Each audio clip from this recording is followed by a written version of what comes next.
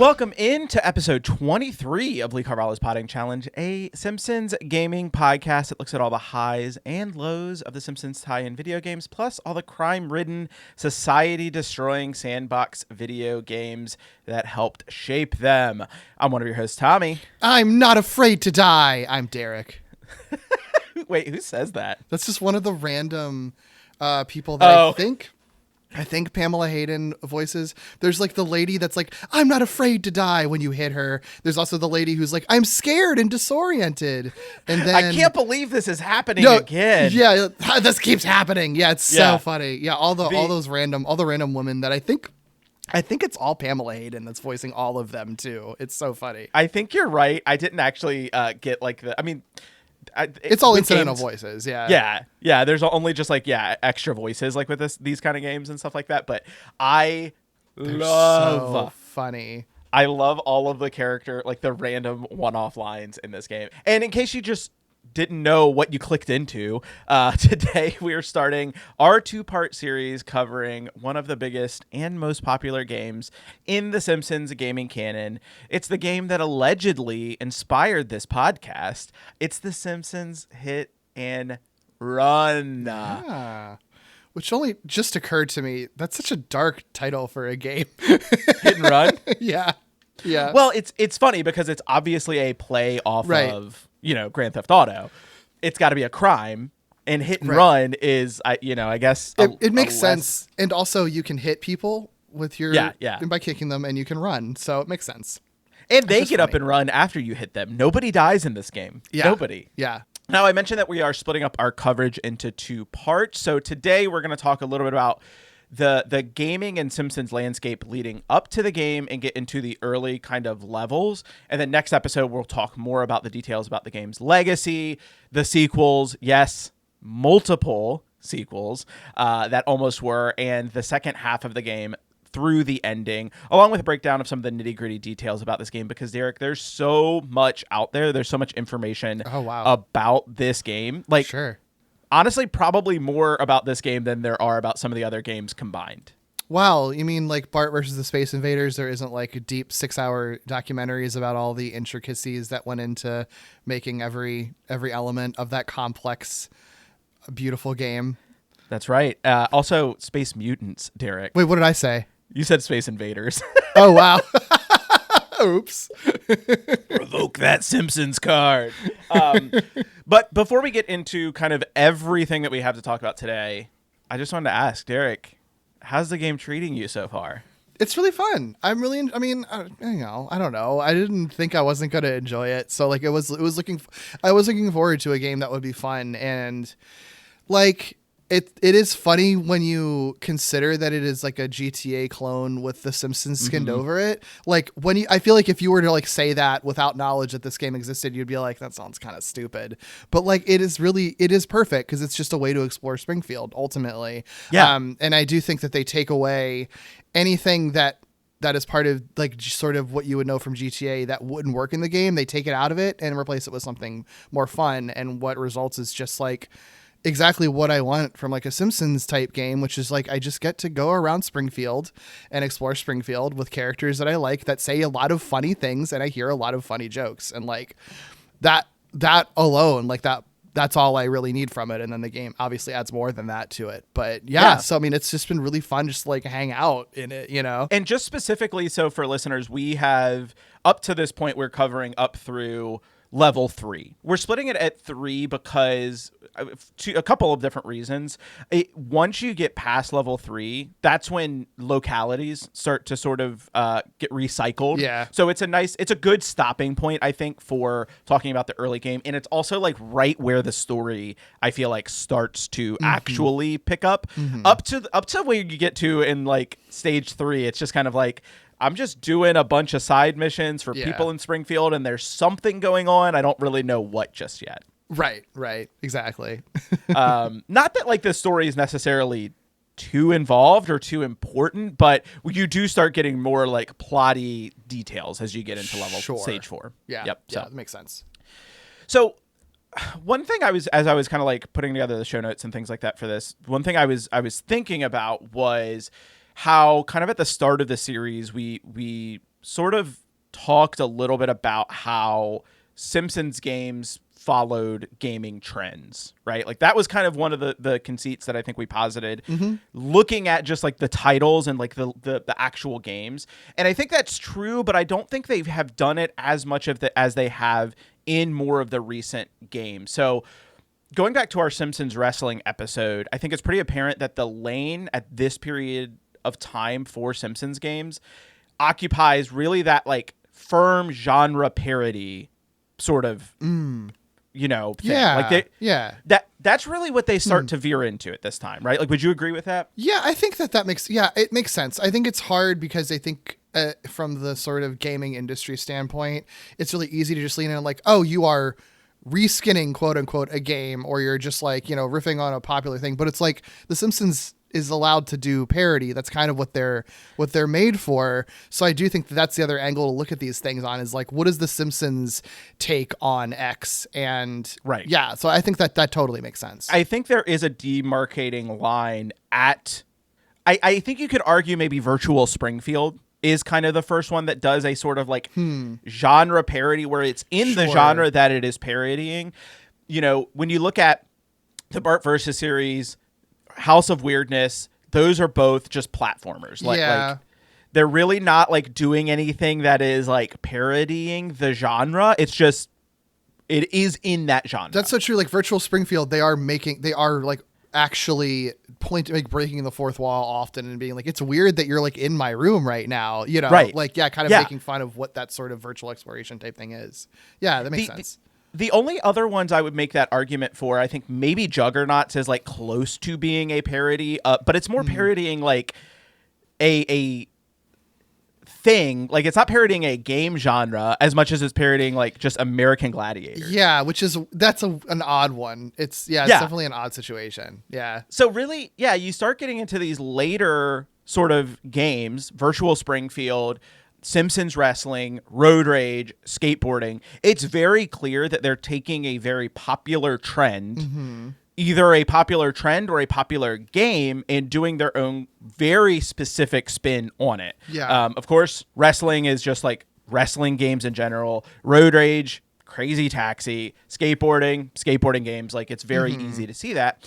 In Simpsons Hit and Run, I would make an argument is like the natural endpoint and the natural perfecting of that formula. Sure. It's not necessarily a perfect game in that genre. Like it's not I wouldn't say that Simpsons Hit and Run is a perfect game. No, I've got some complaints, but sure. Yeah. But it is perfecting like what it is, that formula that they've been working towards of saying, let's take something that is popular and let's do our own style and our own genre parody of it. Right. And this is the game where I think like you can firmly say it is a genre parody because there's so much in the game that points at the genre itself, right? Like there's a lot of commentary within the game that is commenting on either GTA style games, third person like adventure games, or just like gaming in general. So I would firmly place this as a firm genre parody of a third-person sandbox action game. Yeah, I think so. And I think also the big difference between what this one does and a lot of other previous ones do is like they also try to make it a good game on its own too. Yeah, exactly. Yeah, I mean, with the earlier games, like they're obviously trying to make like platformers. Whether or not they're trying to make them great, can be argued. I'm sure they all tried to make good games. Somebody involved did, but there's also other people involved who were just like, pump it out so we can make the money. So yeah. And what's really interesting is I think that as we're getting into, so we're coming off of Simpsons skateboarding, that game, really was lampooning like the Tony Hawk Pro Skater series. And much like Simpsons skateboarding, its connection to like Tony Hawk's Pro Skater is that it is parodying or taking elements from one of the greatest video games ever made, right? Like to make a spin-off, or not a spin-off, but a game in that style, in that genre. And we have that again because this game is parodying or pulling inspiration from, again, arguably one of the greatest video games ever made, Grand Theft Auto 3. And so I want to kind of like pause here and ask what your history is with like GTA games or GTA clone games at this time or even thereafter, like what was your experience playing these as you were growing up? I don't think I've ever played a original recipe GTA game. I think I've only ever played clones. I'm familiar with them, obviously. Plenty of friends played them. I've seen other people play them. I remember like in college, what is it, 4 or whatever? I think it was 4 that was out when we were in college. So I saw lots of that game and saw a lot of the story, but I don't know that I ever, if I played any of it, it was like, you know, just playing a little bit of someone else's game. I never played through one of my own. But I have played plenty of other clones of it. I played like the Saints Row games, you know, which obviously are like Grand Theft Auto clones that just like get escalatingly weird with every installment. Yeah. I'll offer you a deal, Mr. Gat. Marry my daughter, and I'll allow your companion to leave with the president's soul. It's your choice. You know where to find me. The president's soul was within Johnny's grasp. All he had to do was marry Satan's daughter. You know, and stuff like that, and like bad versions of it. I played stuff that's like I played stuff like Crackdown, which like isn't really a GTA clone, but like is obviously finding some way to riff on it as its base and then do something different with it. Like a lot of games like that. And I also think that like so many games have been influenced by just the idea of an open world sandbox where you drive around in a car and do things, like, you know what I mean? So I think at this point, if you play any modern video game, you probably have played something that has been inspired or built upon what a lot of GTA was doing. So obviously familiar with it that way, but no, I never played GTA, and it wasn't really, I think part of it was like some of the early games, I didn't have the consoles for them. And then once I did, I was just like, I don't know. I wasn't as interested in a game where you're just like a guy with a gun in a car, even if they're like really well played, like they clearly looked fun. And I never thought that they looked bad, but if I was going to gravitate to anything, it would gravitate to stuff with like sci-fi and superheroes in them rather than like dudes in cars, which I think is why I gravitated towards Saints Row instead, because you could like be in like virtual reality and go into space and shit. So like, you know. Yeah, well, and Saints Row is such an interesting example because like that series really starts out as we're just going to be strictly Grand Theft Auto clone. Like the first Saints Row game, I feel like is just Grand Theft Auto, right? Just done differently. But then once you start getting into, I guess it's 3. It's 3 where they really go wackadoo. Yeah. And they make their own sort of like lane for themselves, which I think is really smart. Like I think Grand Theft Auto clone only gets you so far, because it's like if you want to play a Grand Theft Auto game, you're just going to play Grand Theft Auto. Right. Right. And I mean, for me, I grew up playing, I never played 1 or 2. I knew about them. Those, I don't know if you've seen them, Derek, are just more top down. Like those are 100% top down isometric games. Gotcha. And they're very different than what we get once you start getting into GTA 3. Mm-hmm. Sure. But for me, I grew up playing GTA Vice City pretty much nonstop, what's really funny about that is that these are like GTA games up until you get to, I think, is it 4 that introduces multiplayer? Maybe it's 5. No, 5 is what we're at now. So 4, I think, might have had multiplayer as well. Doesn't matter. But like, I actually grew up playing them in a multiplayer kind of setting. Like what we would do is like I would go over to friend's house. We would all get together. We would enter in like codes and cheats and stuff like that for weapons. And then we would get our wanted level up as high as we could and see who could survive like the longest. Like that is fun. How we played those games. Yeah. It's actually not until later in life, I think, that I ended up playing, maybe not later in life, like later in high school, that like I ended up playing through the full story of Grand Theft Auto Vice City, which is literally just like Scarface. Like that is like the story. Of course. And that was my favorite one. I actually didn't play a ton of GTA 3, which I think a lot of people look at as like when you mention Grand Theft Auto, people don't think of those early isometric games. Sure. They think of the third person like action games that they end up becoming. Sure.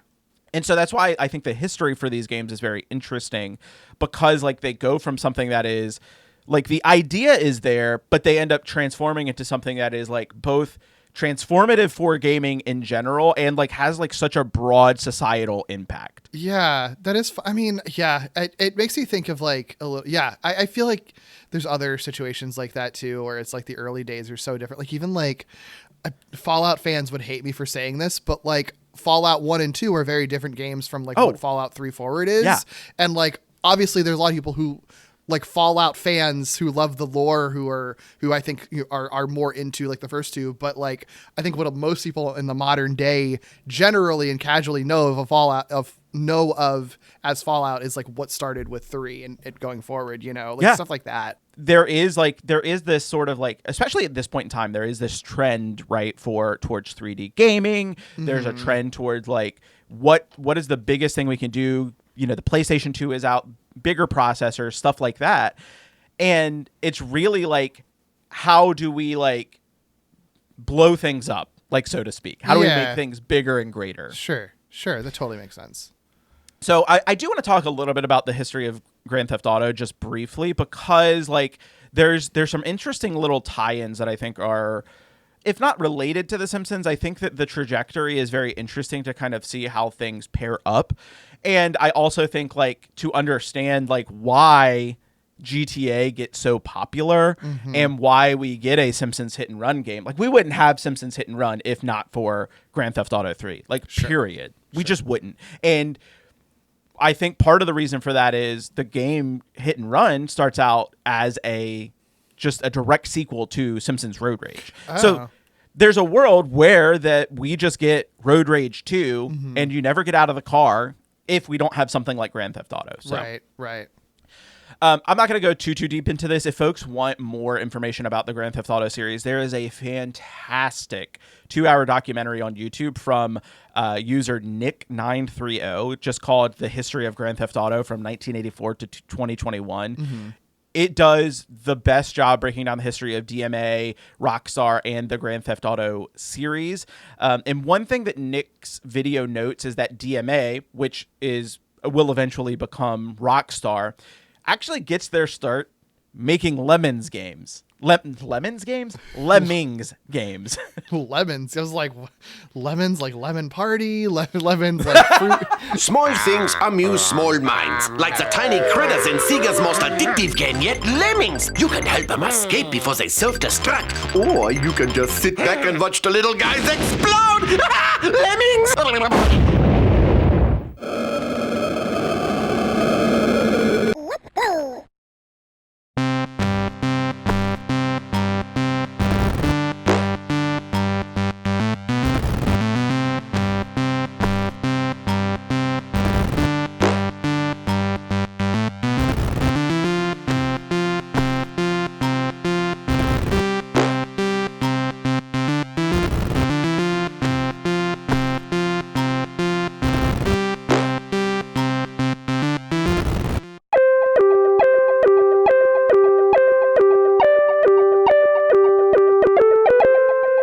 Lemmings games came up with the Krusty Funhouse one, right? Yeah, so Lemmings are these like platformer or like puzzle platformers where you have to basically, and I haven't played one in a long time, and I barely played them. I think the goal is to either prevent them from killing themselves or to kill them. Yeah. Actually, no, it's the reverse, because in Krusty's Funhouse, you are trying to kill the mice in Krusty's Funhouse, whereas in Lemmings, I think you're trying to save them, and they just kind of like walk forward, and you put little paths down. Yeah, got it. That's how it's a puzzle game. Yeah, never sounded appealing to me to play those, but go off, I guess. But they were really, really popular. Sure. Like, and they talk a lot about in that video, Nick930's video on Grand Theft Auto, they talk a lot about how there was a desire for them to keep making the Lemmings games. Some stuff happens with the studio. They basically like end up losing the IP for Lemmings and they get sold, and then they end up not having an original sort of IP at some point. And they move on to making a game known as Race and Chase, which Race and Chase begins as a top-down cops and robbers simulator where players would pick between a cop or a criminal when they started playing. Originally, the cop team had to obey laws and avoid hitting pedestrians. That led to really stiff gameplay, and then they shifted to having the players play only as criminals. They said ACAB. They said ACAB, yeah. Yep. They said ACAB, and we're all criminals. Yeah. Of course, this ends up becoming Sure. Grand Theft Auto. That totally makes sense. Adrian, this may not look like the offices of a major computer company. It doesn't really look like anybody's offices, does it? But it is, in fact, the relaxation area of a very relaxed company, and they are in their lunch hour, so they're allowed a bit of spare time.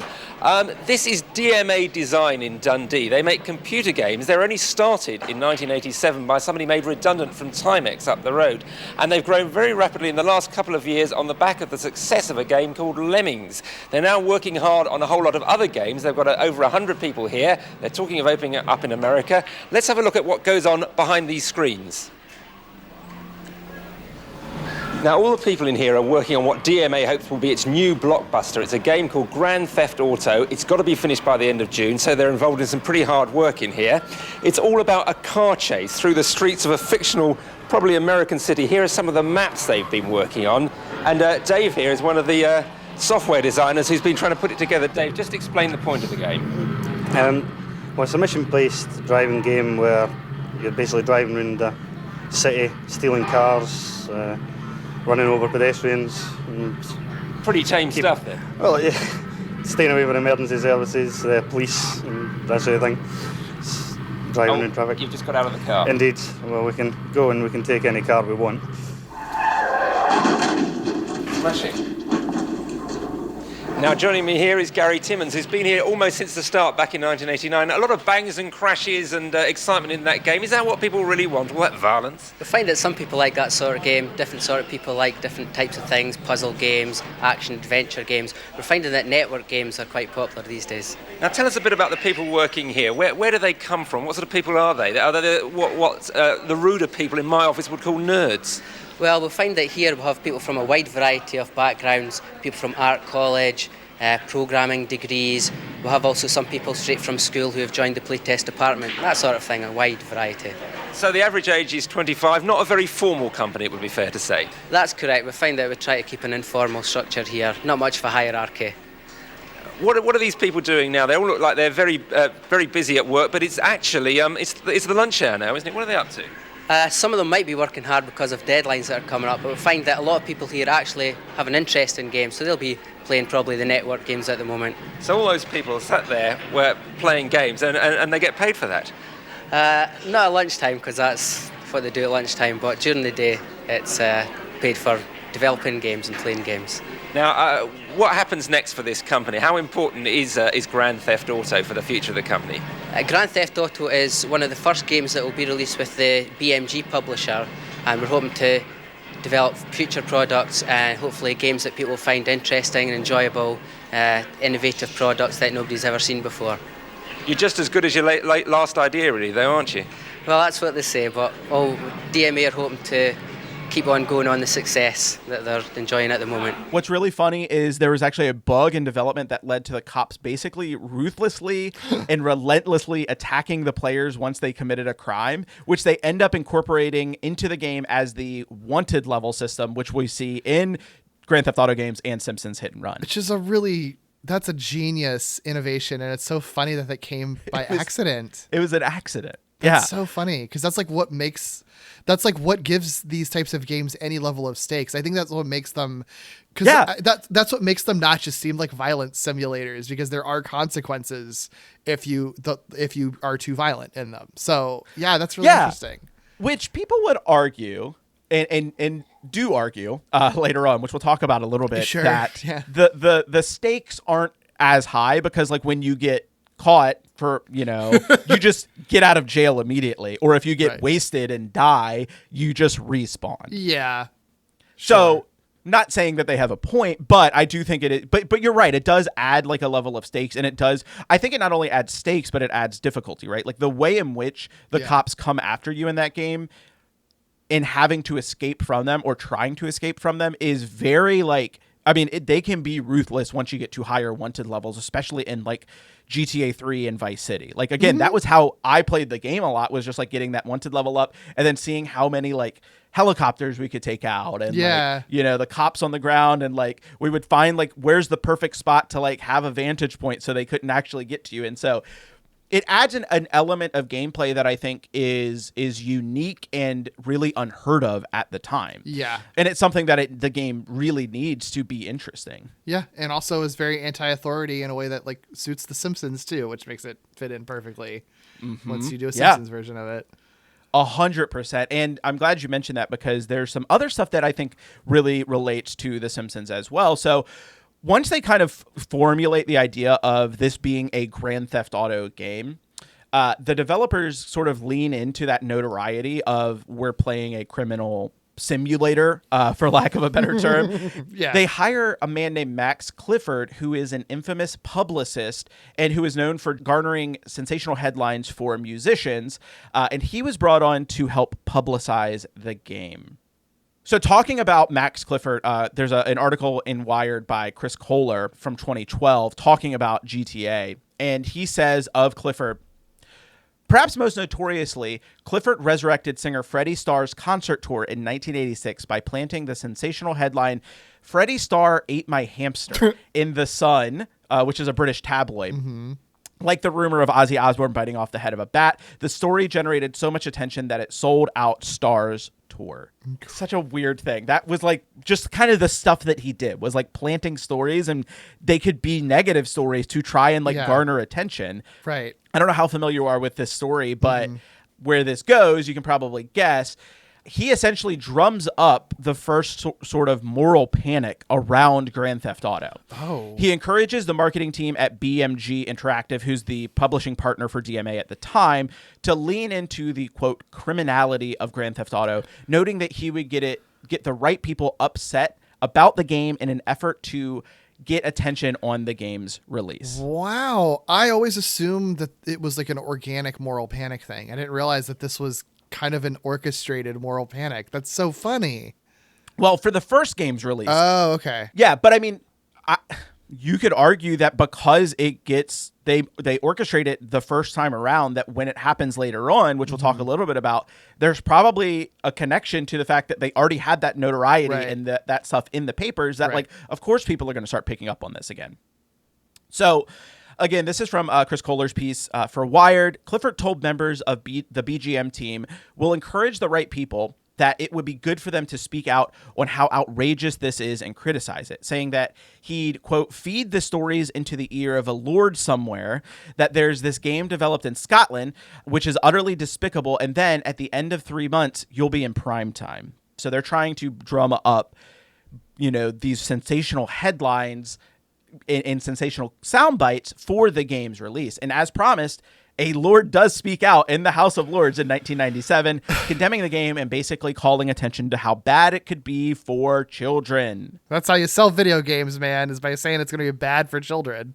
I mean, that's how you sell a lot of stuff, right? Tell them it's bad for kids, and kids are going to want to take a look at it. Yep. The story ends up catching on like wildfire. The Daily Mail picks it up. The Scottish Motor Trade Association speaks out against it. And it ends up becoming fodder for the marketing campaign as they use like excerpts from some of these statements and debates in advertising. That's so funny. I thought this was like particularly wild. So I mentioned the Scottish Motor Trade Association. So this is again a quote from that Wired piece. They say, one of the spokespeople says, "It is deplorable to open young minds to car crime in this way." Like they're worried about car crime being like you know, and it's a Scottish Motor Trade Association. So it's just very funny to me that it's like silly. It's like this trade association is worried about property crime. Like there's also killing in the game. Right. Like, but they pick up on the car crime. But what if you damage a car? No. Another quote from a group called Family and Youth Concern said, "This game is sick and parents should refuse to buy it for their children." Sounds great. Sounds awesome. They go on to say, but even that may not be the solution because children will still get their hands on a copy. This kind of material is dangerous and will make children think it is okay to rob cars and kill. I love the idea that they're just sort of like, you shouldn't let your kids buy it, but they're going to get it anyway. So, oh, well, it's just sort of like, yeah, it all sucks. Nothing you can do about it. Like, then why are you saying anything? It's so funny. But I do think this is a really interesting parallel between GTA and The Simpsons. Both have at times been pointed to as like this morally corrupt thing that will negatively impact, quote, the youth, with both eventually becoming touchstones of their respective genres and mediums, right? Like GTA is like, initially it's like, this is horrid, this is evil, like don't let your kids get their hands on it. Goes on to be one of the greatest games and also like most influential games ever made. Right. The Simpsons, same thing, goes on to be like the most influential show ever made. Yeah, that is a really interesting connection. And it's just like, did it actually end our society? I don't think so. So yeah, right? Like, and so like obviously like The Simpsons don't necessarily manufacture controversy like Rockstar did in the early GTA years. It was just kind of there for the show. Yeah. But just as a reminder for listeners, in the early 90s, elementary schools all over the country started banning Bart Simpson's Underachiever and Proud of It t-shirts. Spike-haired, bug-eyed Bart Simpson, age 10, is the show star and family brat. Whoa, look at this place. What a dump. He is rude, mischievous, and often in hot water. They sent a note from school. What did you do this time, you little hoodlum? Whoop, get out of the way! I didn't do it. Nobody saw me do it. There's no way they can prove anything. This time, it is Bart's wisecracking t-shirts that are in trouble. This one has been expelled from some schools for its profanity. Another, Underachiever and Proud of It, has been kicked out of classes from Orange, California to Fremont, Ohio, where Lutz Elementary School was the first to ban Bart. Around school, where tamer Simpson fashions are still allowed, reaction to the t-shirt tempest is mixed. It's just a cartoon, and we won't act like Bart Simpson. If you're an underachiever, you shouldn't be proud of it. The Simpsons network, Fox TV, will say only that Bart respects elementary school principals, even the ones who have nothing better to do than tell kids what to wear. Don't have a cow, Dad. The sad truth is, all families are like us. And the Simpsons, even Bart, are not necessarily a bad influence on kids, according to some psychologists. This is something that they can grab onto and identify with. If Bart's having problems and making it and doing okay, maybe I can make it and do all right, too. J.C. Penney's, the biggest Simpson merchandiser, has decided not to reorder the shirts that some schools have banned. But with a variety of Simpson items selling at the rate of 1 million per week, educators can't keep Bart out of school. Chris Bury, ABC News, Fremont, Ohio. I think the first was from my research was Lutz Elementary School in Ohio. And you probably know about this, Derek. The principal there, Bill Crumnow, banned those shirts in the middle of the show's first season. And he was interviewed by an Ohio paper, and he said, "To be proud of being an incompetent is a contradiction of what we stand for." Another principal for Taylor Mills Elementary School said, "We feel like the Bart Simpson show," I love that, "does a lot of things that do not help students' self-esteem, such as saying it's okay to be stupid." Yeah. Which, like, fuck you. I see where they're coming from, and kids should have like positive role models that inspire them to like learn and be curious or whatever. But it's just like, it's you know, it's the kind of thing where it's like, you look back and it's like, you're putting so much onus on this cartoon and like so much responsibility on like this one cartoon that's not actually going to be like impacting kids as much as you think that they are. But you know, it's all very silly. I also think, like, I see quotes like that of, like, being proud to be an incompetent and saying it's okay to be stupid. And I'm like, I think the problem is with you. Like, your principal's at a school and, like, you're telling kids, like, I don't know, that, like, it's a problem if they have, like, I obviously they're not saying like learning differences or things like that, but I read into that and I'm like I don't know, stuff like that makes me feel really icky. Yeah, it is just kind of, it ends up like, the sort of other side of that is that it's just like, oh, so you're saying, so like if you do meet a kid that is like kind of incompetent and that you view as stupid, like how are you going to be treating them then? You know, right. I don't like the phrase "an incompetent." That's a really that feels really gross. Well, that's also, of course, it was the 90s, but still, it's like they shouldn't have been saying that then. Yeah. Like, I don't know. I just think I see those parallels, and I just think it's very interesting how not only does the controversy, like they look at the GTA developers look at controversy and they say, let's use that to our advantage. The Simpsons do that as well. I mean, we talked at length about how the show offers commentary on controversies surrounding the show. There's fourth wall breaking chalkboard gags. There's entire episodes, Bart Gets Famous, that are parodying Bartmania itself. And then there's, even as early as season 2, you have the school psychiatrist saying the very line, I think what we have on our hands here is a classic case of what laymen refer to as fear of failure. As a result, Bart is an underachiever, and yet he seems to be, how should I put this, proud of it? Like, again, like they didn't manufacture the controversy, but they're like, into it. They lean into it. Yeah. Yeah. And so that's very obviously what happens with Grand Theft Auto as well. Rather than trying to avoid the connections to crime and lawlessness, the game developers meet these controversies head on.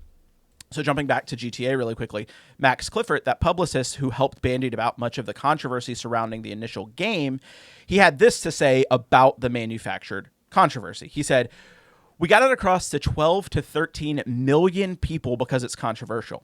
Do you think the news of the world would have come out with a piece like they did just because it was a great game? I don't." And he's right. Yeah. I mean, he's right. It's very true. I would also compare that quote to this quote from Matt Groening in an interview with Variety in June of 2025, where he says, "One of the best things that ever happened in the course of the show was that some people forbade the show. It became this exotic, forbidden thing. Bart Simpson underachiever t-shirts were once controversial and banned in schools. They recognize like how being forbidden for children is a good thing." Right. Yeah. Yeah. Yeah, absolutely. There is actually, it's funny because once you get into like GTA 3, Rockstar also like leans into the controversy even more. There's on one of the radio stations, it's like a call-in show.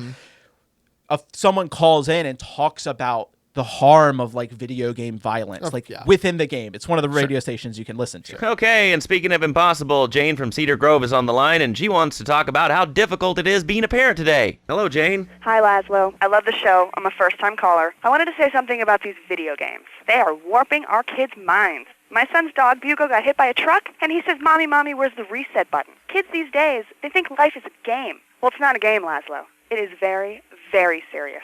I let my kid play video games, and now he runs around the house looking for gold coins. This is teaching our children to go chase money. My little Sam's been playing this new video game called Pogo the Monkey. Yeah, I've heard of that one. His shop teacher called me today, and Sam made a homemade banana cannon in shop class and was lobbing them across the street at a fast food restaurant. And it's all because of video games. Laszlo, life does not have a reset button. Right, but this show does. I love that button. In terms of timeline, going back to GTA 2, or GTA 2 comes out pretty quickly after GTA 1. It drops in 1999, and the formula remains mostly the same. There's just like some minor tweaks. Critics actually kind of noted that the graphics and much of the gameplay were pretty much the same from the original. It remained a top-down entry and really didn't wow anyone. It was kind of met with like middling reviews and things like that. And so in 2001, when they're working on GTA 3, they look to revolutionize sort of the genre and the game itself. This takes place in Liberty City, which is a parody of New York. And this is the first game in the series that has a third-person viewpoint, a fully fleshed out, immersive world that seemingly lives on its own. Traffic progresses on its own without player intervention. Pedestrians walk around and run down the streets. Airplanes populate in the sky. There's even a weather and a day and night cycle. It's a massive upgrade to the formula. It also features a star-studded cast. Like, they basically get shit for doing the same thing for GTA 2 and are like, okay, bet. Yeah. Well, we're going to do something different.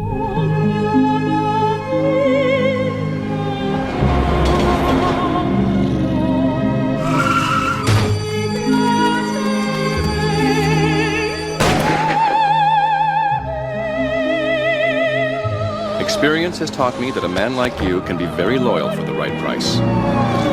Let's teach these would-be tough guys what it means to be a tough guy. If he squeals, I squeal! You're an efficient killer. I like that in a man. With me, you get a lot of bang for your buck.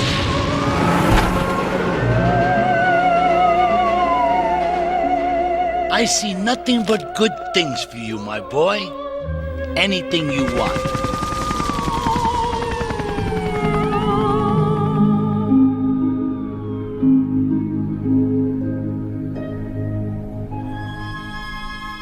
Yeah, I mean it's interesting because I mean this certainly isn't the first open world game that's ever existed, right? But no.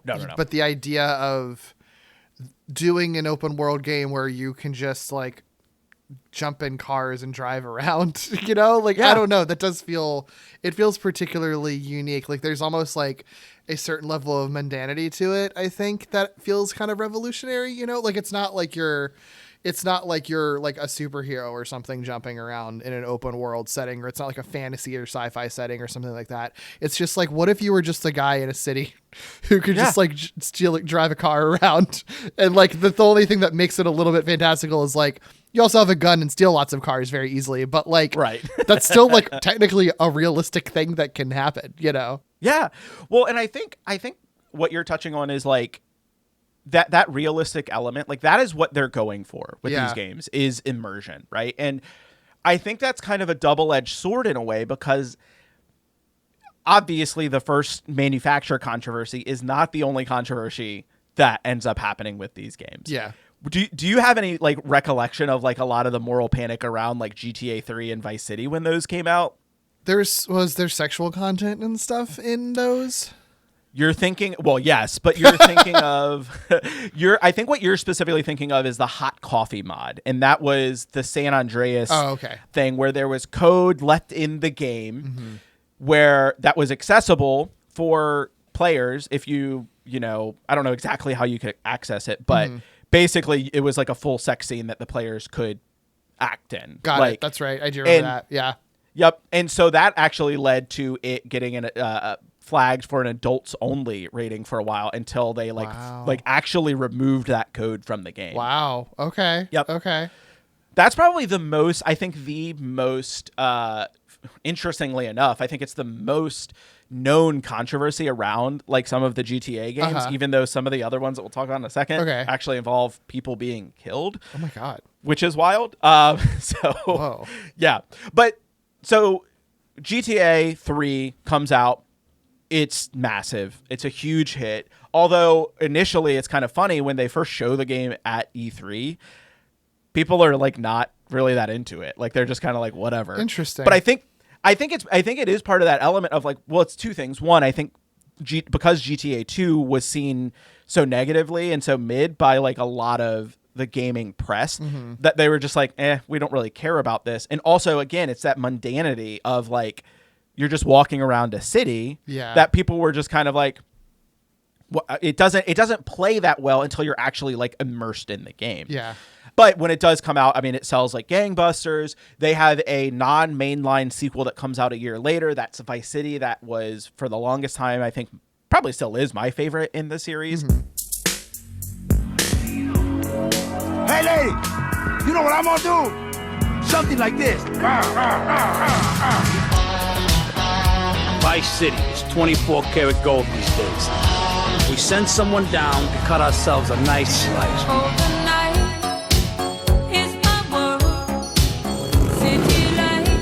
Tommy, buenas noches. You are not in Liberty now.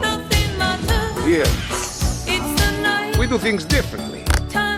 We need to watch each other's back. You work for me now. The deal was an ambush. We were set up. That was my money, Tommy! Why'd you get in this business, you prick? For the pussy, that's why. Yes! One day, I'm gonna save your ass, and you're probably gonna want to kiss me.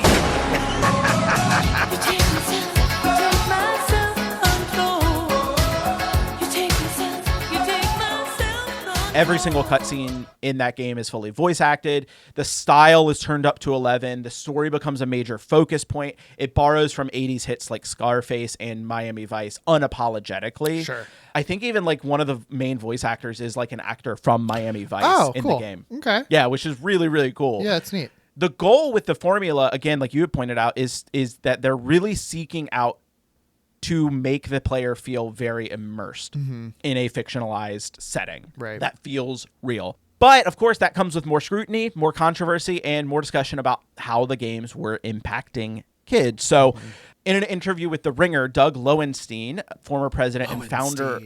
Lowenstein. Yeah. Sorry. No, you're good.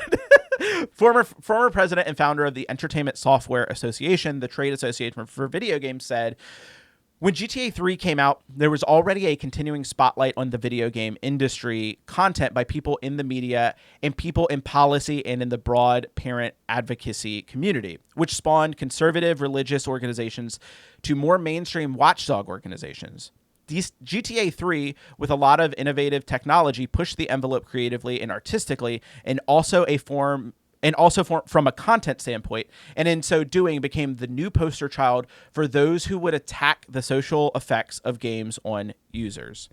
He goes on to say that the game put us back into the line of sight of people in government and policy and media who then typically defaulted to what they always defaulted to, which was, this is terrible, violent video games are bad for kids, and this one is the worst one we've ever seen. July 10th, 2002.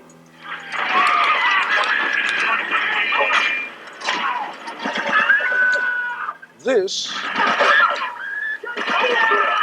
is the nation's top-selling video game. The object? Kill as many people as you can, get as many stars as you can. And millions of kids are mastering it by learning to slaughter bystanders. It's as close as you can get to killing someone without being arrested or really killing someone. Kill police officers. Hire prostitutes. Club them to death and reclaim their money. Like an adrenaline rush. Tonight, it's just a game. Playing Grand Theft Auto 3.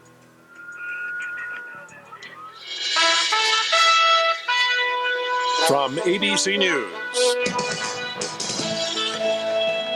this is Nightline. Reporting from Washington, Ted Koppel. There is nothing new about worrying over the impact of media on children. One generation of adults after another has viewed with alarm and risen with righteous indignation over the potential damaging effects of violent comic books, rock and roll music, graphic movies, obscene lyrics, not to mention the wholesale impact of the internet and all that's contained within. But of all the worrisome materials swirling about out there, Grand Theft Auto 3, one of the most popular, technically sophisticated, and graphic video games ever designed, may have given our generation of adults something new to worry about. Since it was released 9 months ago, Grand Theft Auto 3 has sold 3.5 million copies at $50 per. It carries a rating of M for mature audience, indicating that its content is unsuitable for persons under 17. But that, of course, has only made it more tantalizing to teens under that age. And hundreds of thousands of them have apparently had no trouble finding an adult to purchase the game for them. What does it do? Well, it puts the player in the assumed role of an escaped convict trying to work his way up the ladder in the world of organized crime and gang warfare. 145 million Americans say they regularly play video games. And today, with people Christmas shopping for them, the National Institute on the Media and the Family has said that many parents are buying these games for their children without knowing what is in them. And as you will see, they can be pretty rough. ABC's Jackie Judd tonight on A Parent's Dilemma. During this season of goodwill and peace, this is what many children, boys mostly, are hoping to find under their Christmas trees. Video games filled with mayhem. Duke Nukem. Whacked. In the hottest selling game, Grand Theft Auto Vice City. Oh yeah, baby. Points are earned for having sex with a prostitute. Then, more points for killing her. Yeah. 11-year-old Andrew Creel might get Vice City for Christmas. He often plays an older version of the game at friends' homes. People are driving bombs into buildings and blowing them up and stuff. Is that cool? Yeah. I've bought Vice City. I don't know if we're giving it to him. My husband thinks maybe we shouldn't give it to him. Lisa Creel knows in general what the game is about. But like so many parents, she never really saw it.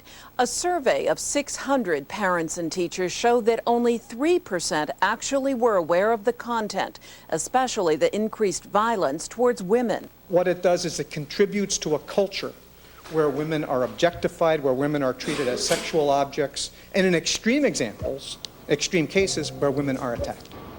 But a few academics and feminists now believe video games are a safe way for boys to get out their aggression. Game makers have long argued that playing violent games does not make a person violent.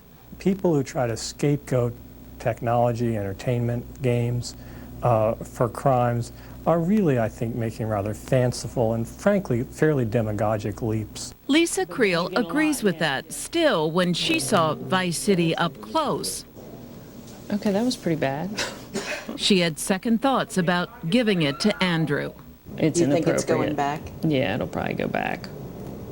But he'll still play it. Not on Christmas morning in his own home, he won't. Jackie Judd, ABC News, Washington. Well, when we come back, we're going to get gentle. Today, I'm announcing, along with my colleagues, Senator Lieberman and Bai, the Family Entertainment Protection Act. This bill will prohibit the sale of violent and sexually explicit video games to minors and will give parents the tools they need to make informed decisions. Now, as the holiday season is upon us, this is a particularly important time to raise awareness of this issue. Video games are hot holiday items, and I understand that. They are certainly entertaining and even educational in many instances.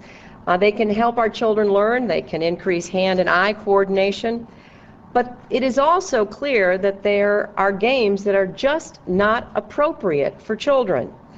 And busy parents are looking for some guidance all the time, but especially during this hectic holiday season.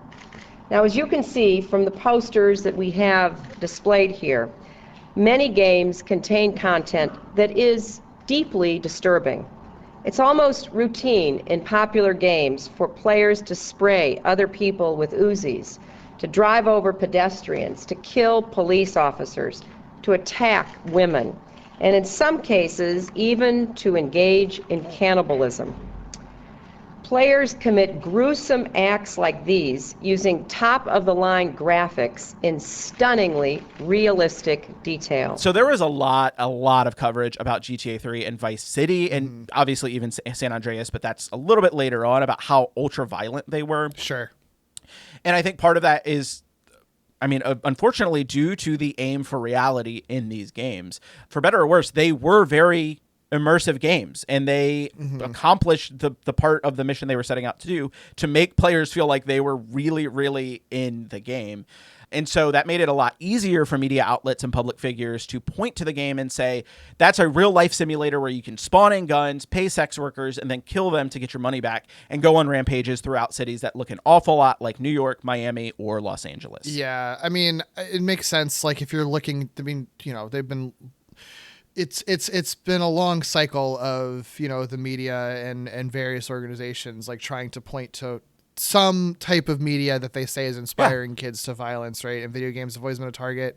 And like, this is far and away the easiest example you could point to of looking at a game that like looks realistic, where it looks like you're realistically killing people with guns and shit. Right. To point to, like, it totally as frustrating as it all is, and obviously there have been so many reports and studies and stuff done that like the level to which people proclaim that video games inspire violence in kids is like not actually true. Like, that's never been a proven thing. That the extent that people think that happens is actually like very, very, very minimal to none. I don't blame people for pointing to this and being like, that's going to make a kid do some wild shit, right? I get it. It is weird when you think about it that like we make games that are like that.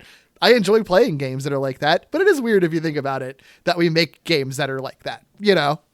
Yeah, I mean, I didn't dig too deeply into some of the studies on like how kids interact with these, but I know there are like people who will actually, there have been studies where they actually talk to kids about how they engage with these types of things. And yeah, obviously, like people can be inspired by anything, right? Sure. Like I'm not going to sit here and say like a violent video game couldn't inspire someone to think about doing a violent crime. Like I think that you would have to be, I mean, that has to be part of the conversation because like right. You it's can't impossible. ignore that. Yeah. Yeah. But I also think that like when studies have been done on these, it's not like anybody who sits down to play the game or any child who sits down to play the game is going to then be fixated on doing violence. And it's usually not like the initial reason that it happens. Is usually just like an element of someone who maybe has already been troubled in some way or had access to weapons in some way, you know. Well, I will say, unfortunately, it did not help that there were actually crimes that were reportedly attributed to GTA. So in 2003, brothers William Buckner and Joshua Buckner, ages 16 and 14 respectively, retrieved rifles from a locked room in their home and proceeded to shoot at cars on an overpass, killing one person and injuring another. According to the kids' statements to investigators, they said that they were inspired by Grand Theft Auto. Yeah, this is fucked up. Yeah, I was going to just say, I'm always leery about like, you know, what cops say in relation to these kinds of things, but it's always hard though, because it's like, I don't know. It's just, I do think that like there has to be something else going on for like a 14-year-old and a 16-year-old to get to a point when where they would do stuff like that, even if they're saying they're inspired by a video game they played. Like there has to be, I feel like it can't just be that video game's responsibility. Like there has to be more going on, because it's so rare for that to actually happen, you know? Right. Like you can pick out some of these stories and there are stories about it, but it's like, there's like 2 or 3. Right. Like, so it's not saying that it doesn't have an impact, but it's also like, I don't know, you would think it would be happening more if the impact was as broad as some of these like Crusaders were trying to make it out to be. Right. So there was another one that I'll mention really quickly. So in that instance, actually kind of interesting, there was a suit brought against Walmart, Rockstar, and Sony seeking $46 million in compensatory damages and $200 million in punitive damages. I had trouble finding the outcome of that case, but I believe it was dismissed. In 2004, another teen with no former criminal history attempted to steal a car and was arrested. When going to the police station, he stole a handgun, killed 3 people, and then tried to take the police car to escape. When captured, again, he said, "Life is a video game. Everybody's got to die sometimes." Sure. I mean, like, it sucks, but also I feel like there's got to be something else going on to get to the point when that's what's in your head beyond just playing one video game, you know? And it's also too, like in these instances, I think about like the brothers who just had access to the rifle. Sure. That were able to go and do this. Like, yes, they were in a locked room, but also it's like, I don't know. Like there's so much like mixed up into this, and I don't want to dive too deeply into like the conversation about like violent video games, but like decades long conversation that's never going to end about how much media can actually influence kids and teenagers. Like I think that's its own thing, but it is very deeply tied to GTA as a franchise specifically, for sure. Well, and I also think it's like important to understand some of that too, because like at the time you have one of the developers of Hit and Run, Joe McGinn, basically saying like they pitched this Simpsons Hit and Run as a Grand Theft Auto clone for kids. Like you're pitching a game as Grand Theft Auto for kids while there's like all of this like focus on, you know, violent video games and stuff like that. So that is fascinating. It's fascinating, right?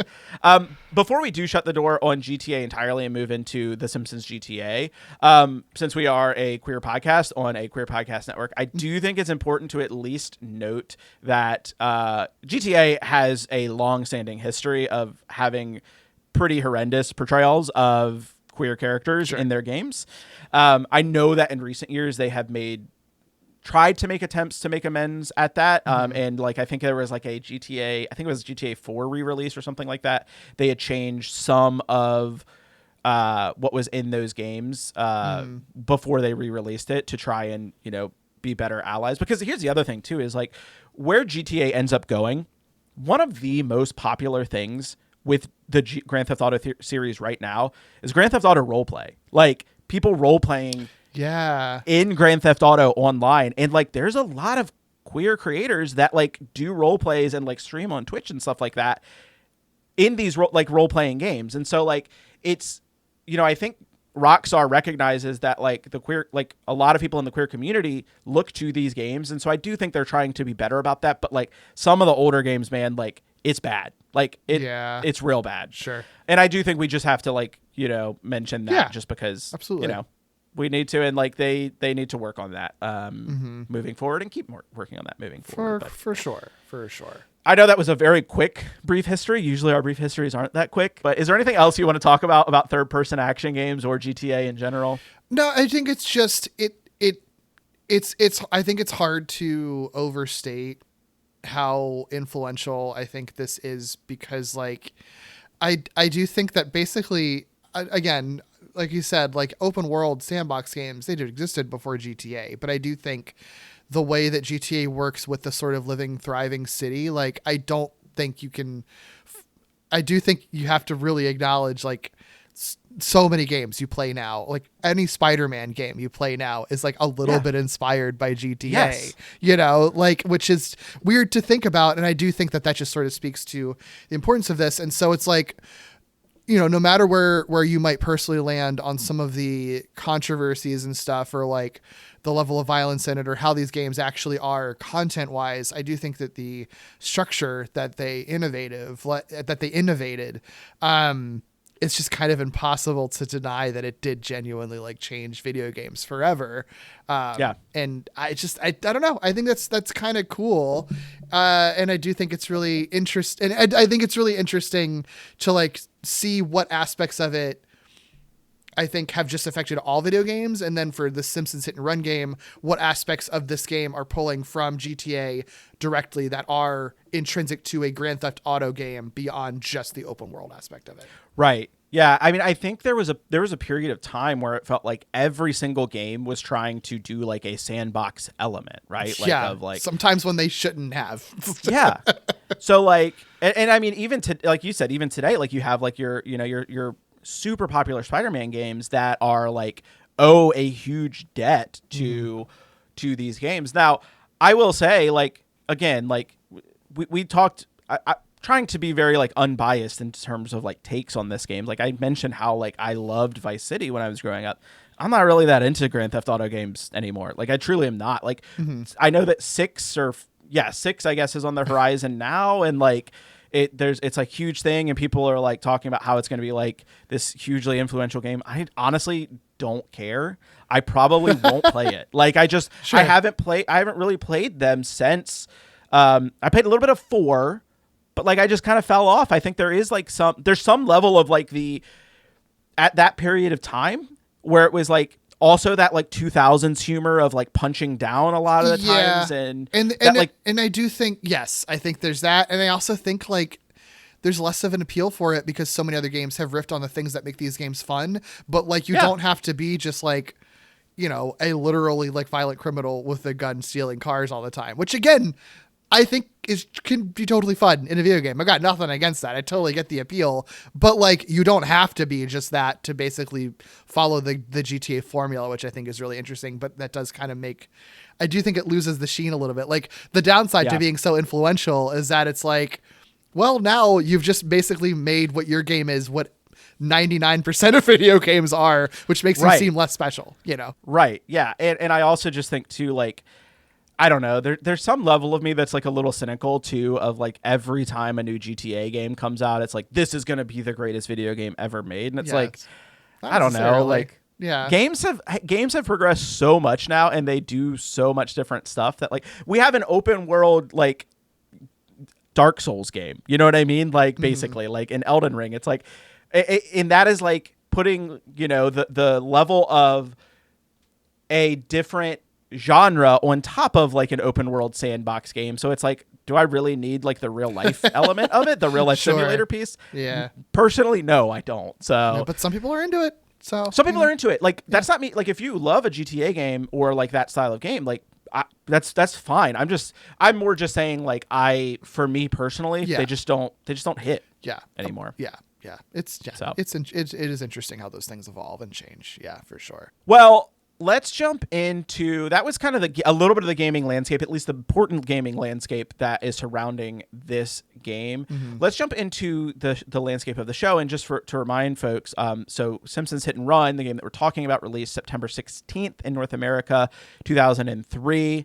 That was on most consoles, and then it released on Windows November 11th, 2003. So that puts us as the true closest nearest episode, Treehouse of Horror 14. But since we covered the Treehouse series like intensely in one episode, we're going to talk about two non-Treehouse episodes that border this game's release. Derek, you want to take us through those? Yes. So this basically comes out in between season 14 and season 15, essentially. So we'll talk about the end of season 14 and then the second episode of season 15, since that's the one that's after Treehouse of Horror.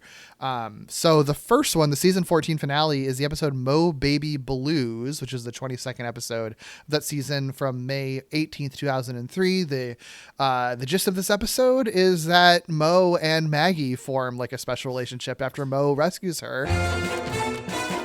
Look, Maggie's in the paper with Mo. How cute. Look at those pants. They're standing up with no one in them. Hey, I was in the neighborhood and thought I'd, check in on Maggie. Mo, I'm glad you're here. I wanted to thank you so much for saving my baby. So I knitted you a nice warm sweater. Aw, look at that. That's so soft and thoughtful. And what's the gag? Is it full of chiggers? No, all that's in there is love and gratitude. Oh, Jesus, something in my eye. Ah, it's just some glass. Ooh. So, how's the little tyke doing? Ain't she adorable? Oh my God, I'm late for work. How you got in my carpool, I'll never know.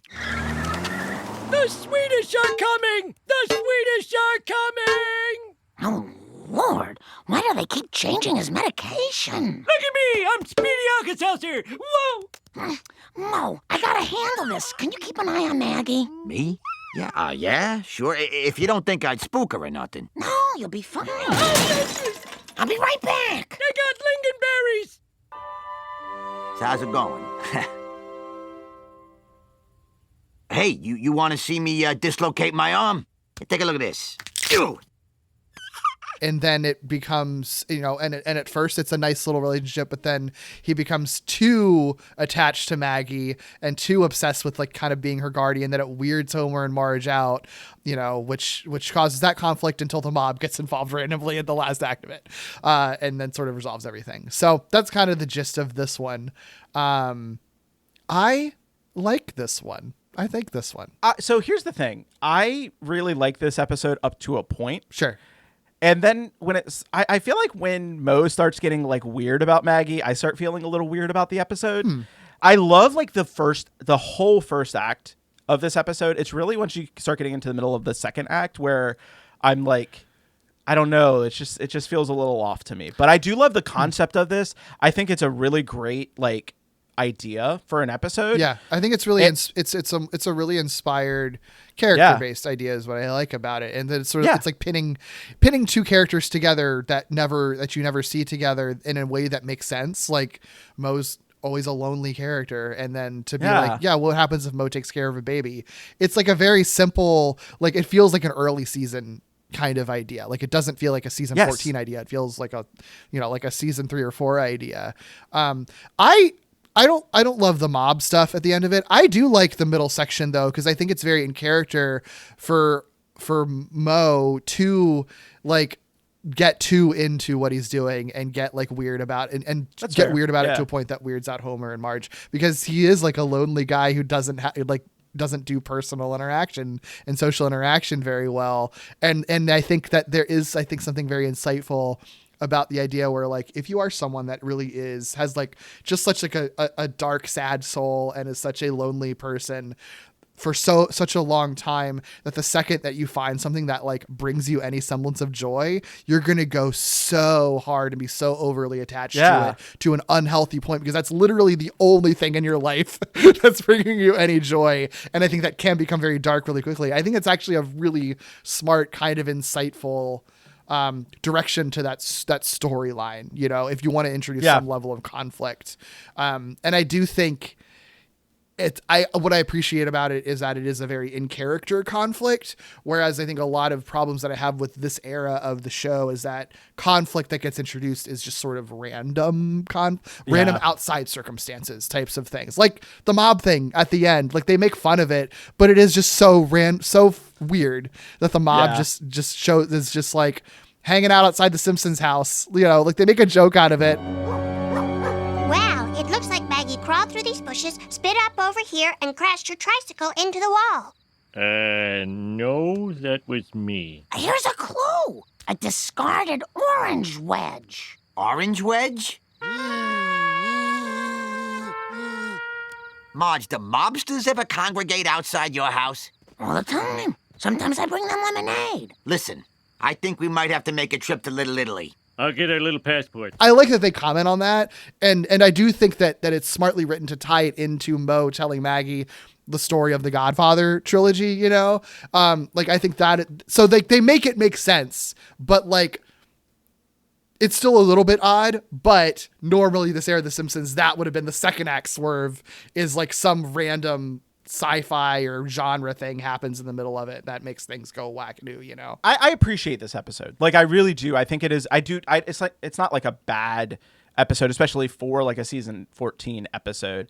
It is very funny though. You mentioned the, not having the random conflict, but like it's so the way that the setup happens for this is so random, although it makes sense, right? Because you have Mo being like, you know, trigger warning, but so depressed that he's going to jump off of the bridge. The way that Maggie gets flung to him is so funny to me, that like she just like flies out of the Simpsons sunroof, which they've never had before. It's so this episode is so reliant on them having a sunroof. It's really funny. It's very funny, but like it does become so random. But like that randomness I am very okay with, because it is like it's so quick and like it does set up the conflict like later on, and like, you know, I don't know. It's fun. This is a very fun one, I think. Yeah, I think it's really sweet. I think it's actually a really sweet episode. And really, really nice. I think that there's some really funny bits too. I think that once they do get the mafia involved in it, I really like referencing like the anti-Italian American defamation league at one point. Oh my God. And then Marge watching them when they're having a Mexican standoff, and she's like, it's an Italian American Mexican standoff. It's so that is very funny. Yeah. I also love Mo when he's missing Maggie, offering to kiss the tummies of all the people in the bar. They're excited for it. Yeah. They're so excited. Yeah. It's great. The animation in this one is really good too. This is a really beautiful looking episode. Yeah, it is. Like, I don't like unnecessarily, but I love it. I'm happy about how good it looks. I think you kind of hit on, I think definitely some of the swerves are what kind of threw me off a little bit in this episode, like the mafia stuff at the end. Although it is set up because he does tell the story of the Godfather. I think it's a really well written episode, actually. Yeah, I think it's really, really well done. Yep. You know, and like Laura McMullen directed it, and she's always really good. Her episodes are always really good. I think that's why it looks so good. So yeah, I'm into this one. I actually really, really enjoy this one a lot. And I think compared to some of the acidity of episodes that we've had to deal with from this era, it's nice to have like a really sweet one. Yeah. Yeah. Well, and speaking of really sweet ones, we also have the next episode, which is season 15, episode 2, My Mother the Carjacker. Yeah, this is the sequel to this is a Mother Simpson, the sequel to Mother Simpson, essentially. Yeah. It's the second time that Glenn Close comes back as Mona Simpson. This is from November 2nd, 2003. Marge, wake up. The newspaper's talking to me. Oh, relax. I'm sure it's just your brain going crazy. I wish. Look at this headline. Someone or something knows I love oversized food and short, punchy articles. So they hid a message in the first letter of each line. See? Homer, meet me 4th Street overpass, Midnight. Wait a minute. This is today's paper. That meeting is tonight. Don't tell me you're actually going. All right, I don't know what this is, but sometimes you've just got to go with your gut. You always go with your gut. This time, why don't you listen to your brain? All right, I will. That's why I don't listen to my brain. And away we go! I think this episode was... I never liked this episode, and I did think it was funny. I think it was funnier than I remembered coming back to it. I just think it's really... I think it's a pointless episode is my problem with it. I think if you're going to sequelize an episode that is known to be iconic and ending so impactful that you can just like post the screenshot from the last second of it and make people tear up and emotional... I think that you two have to have a really good reason for it. And I feel like this episode just repeats a bunch of beats from that episode. And I think also relies on like, I don't normally care about Simpsons continuity, but if you're directly sequelizing an episode, you do kind of have to pay attention to the continuity. And a big part of Mother Simpson is that Chief Wiggum like does remember that Mona did something nice for him and helps her escape. And this episode is predicated on Wiggum for some reason being super obsessed with catching her and not, and like they'll acknowledge stuff from that episode, but ignore that aspect of it. And I find that extremely hacky in a way that makes me mad. Cause then I'm like, why are you sequelizing an episode you're like not going to fucking respect then? So this episode actually really bothers me because of all that. That's fair. And I'll be honest, I didn't go back and watch Mother Simpson before watching this one. So I think, I mean, obviously I know that episode and love that episode, but I think I didn't really catch on to a lot of that stuff. I had a good time watching this one. I think it's really funny. It's got a lot of really funny jokes in it. It's got a lot of funny jokes. I think it does have a lot of, and again, it's probably because they are borrowing from a lot of those beats from the original episode, but I do feel like it has a lot of that heart in it.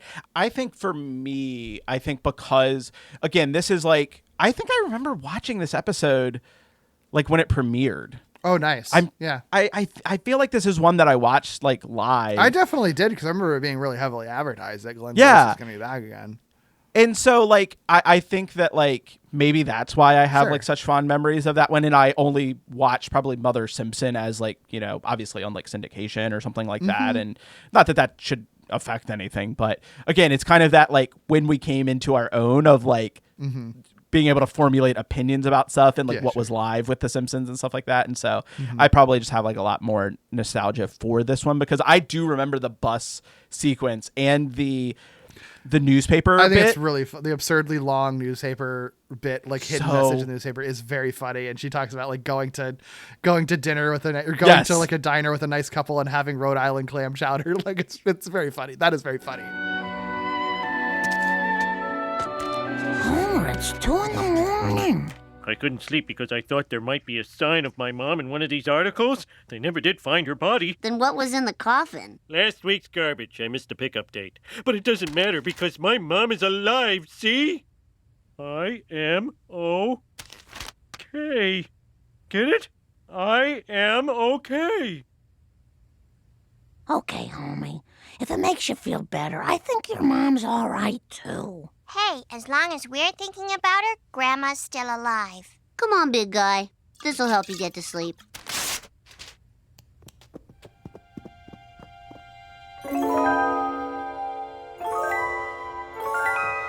Homer, your mother loves you. I escaped from the bus the moment before it plunged off the cliff. I then hitched a ride from a nice young couple. We had lunch at a lovely diner. They had clam chowder, Rhode Island style. I never knew there was such a thing. And the crackers kept on coming. It's a really funny way to end the episode. Yeah. It's so funny. And also just like the I guess the I don't know what to call it, but like the bait and switch of Homer seeing like the I'm okay in one and not seeing the very obvious giant like world's largest taco article right below where he's reading. Like, I think that's so funny to me. But I also really I think my favorite joke in the whole episode is, you know, they have like the stock 60s montage that is like so on the nose with like along the watchtower and everything, and like every standard one, every standard, like here's hippies, here's Woodstock, here's is every standard thing you could see from like a 60s montage, and then it just ends with Kent Brockman saying, "What a shrill, pointless decade," and then moves on. It's very good. There are so many good jokes in this episode. Yeah. But no, I get what you're saying too about this one, of like it kind of retreading ground that like was already kind of treaded before and treaded better. It's an interesting one. I do think it's interesting. I mean, for our podcast specifically, I think this is the first time where we've talked about 2 episodes back to back that were both directed by women directors for the show, that's a good point. This is Nancy Cruz directed this one. That's a really good point. That is one. I mean, I think this era of the show, that's one thing that they are better about, is like actually having women work on the show. Right. I don't think that any of them were ever like fully permanently staffed. Although I think that they had women staff writers by this point, at least. Yes, I think so. At this point, because Carolyn Omine, I think, was on staff by this. Was actually on. I don't know if she was on staff at this point, but I know, she definitely. But like, they had more recurring women people writing and directing. Women people? Is that what I just said? They have those women people, those female things. God. No, they had more recurring women writing and directing on the show by this point, which which is great. Yeah, which I do appreciate, and that is something that the classic era of The Simpsons did not really have as much of. So, yeah. No. Yeah. Yep.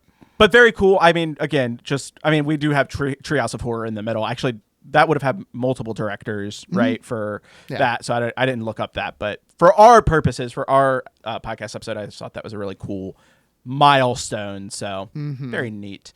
All right, great. Well, that sets the stage pretty firmly to talk about this game. I don't know why I said it that way. I just did. Sets the stage pretty firmly. It's the Simpsons Hit and Run. Yeah, it is. In a quiet suburb, a diabolical plot is unfolding, and only one man can stop it. Oh, do I have to? The whole town's gone nuts. Security cameras, mysterious vans, crop circles. Take the wheel! I'm not a terribly mobile person. And take to the streets! Chest pain! Having chest pain! To solve a mystery. This conspiracy goes all the way to the top. Play as your favorite Simpsons character and over 40 of Springfield's finest vehicles. Eat Canyonero! Best Simpsons game ever, says Electronic Gaming Monthly. Nintendo Power calls it a must-own for any Simpsons fan. It's time to save Springfield. By car. By foot. By the seat of your pants. When's this going to start? Oh, that's so fun it should be a felony. Rated T for teen. In a city where chaos rules, only one man can save humanity from total destruction. It's up to Homer Simpson and family to save the world from a diabolical plot as they run and drive to unravel the conspiracy. Blackfinch! Critics call it the best Simpsons game ever. That's a lawsuit. The Simpsons Hit and Run, rated T for teen. I am evil Homer. This is another Radical Entertainment outing. Of course, they were the developer on Simpsons Road Rage. Heroes when it comes to Simpsons games, it feels like at this point. I mean, truly, like they are heroes. In 2003, Fox Interactive, they actually sell their publishing and development to Vivendi Universal, which marks an end of the Fox Interactive publishing arm. Instead, Fox moves back into purely licensing the games to other developers and other studios. Vivendi then takes on the publishing rights for all of the Fox titles, actually, not just Simpsons titles, including those that were in progress, which were around 10 at the time, and would have included Hit and Run, because again, this game comes out in November. They sell in March. So it would have been at the later stages of Hit and Run's development, because this happens in March of 2003. We'll talk a little bit more about Vivendi in a future episode, but I will note that in 2005, and I think we talked about this when we talked about Road Rage, they end up getting acquired by they end up acquiring the developer Radical Entertainment in 2005, and then Vivendi ends up merging with Activision in 2007. Which I'm sure only led to good things. Yeah, it was only good things that happened after that. Over 60 people work on the active development of this game, and over 250 people are credited across various different versions. So check out Moby Games for the full credits. Some important folks who I'll talk about, and I'll start with the Simpsons writer. So Matt Selman, who I guess is the solo show developer now. Or it's not show developer. Showrunner, yes. Yeah, because Al Jean's technically retiring. My theory, and I think other theories, is that it's more like Al Jean is going to work on the movie with some writers while Matt Selman runs the show, rather than trying to split between the two, which they did with the first Simpsons movie, and that they've talked about was a miserable experience. So yeah. I think that's the case. But like Matt Selman's been a co-showrunner for like so many, like maybe well over a decade now, maybe a decade plus at this point. So you know that it's the show's been in his hands for a while, and obviously we talked about him, I think, on the Road Rage episode, I think, where he had a big hand in writing for that one as well. So yeah, I mean, I doubt, personally, I imagine like there'll probably be some changes with the show moving forward, but I can't imagine it's going to be anything like super drastic because of this change. No, not at all. Yeah. Of course, Tim Long was also credited as writing. We talked about both Matt and Tim on Road Rage. Another credited writer who wasn't credited for Road Rage is Matt Warburton. So he was a staff writer, co-executive producer on The Simpsons from 2003 through 2012. His first episode as a credited staff writer was season 13, episode 6, She of Little Faith. Okay. And then his final episode as an executive producer was The Day the Earth Stood Cool from 2012. That's season 24, episode 7. Interesting. He serves as story editor, actually, on the episode we just talked about, My Mother the Carjacker, and was also a consulting producer on season 3 of Community, and does have a written by credit on Digital Estate Planning. Oh, which was the video game episode. So it's kind of funny that he's like working on a video game of a comedy TV show as well. That's really funny. I thought that was a really cool one. And that episode's really fun. We covered that on Gimmicks a couple of years ago, actually. Yeah, it's a good one. He eventually goes on to be the showrunner of the Mindy Project, and is currently the executive producer on The Sex Lies of College Girls. Okay. And for Hit and Run, he's specifically credited for story and dialogue.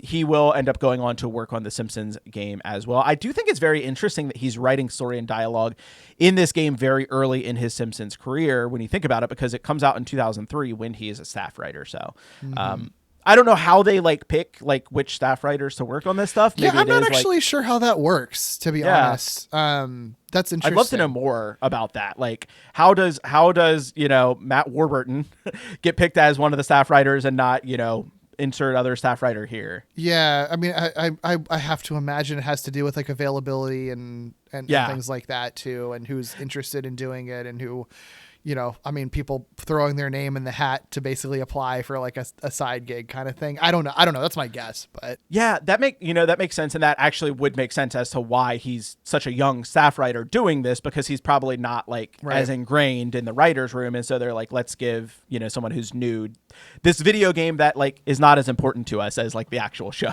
Of course, right. So there's a ton, like I said, there's a ton of information about this game that's online, and one of them is a really long oral history that's on YouTube on the channel MinMax. Okay. It is a phenomenal interview. It has a bunch of folks who just work directly on the game talking about the process and things like that.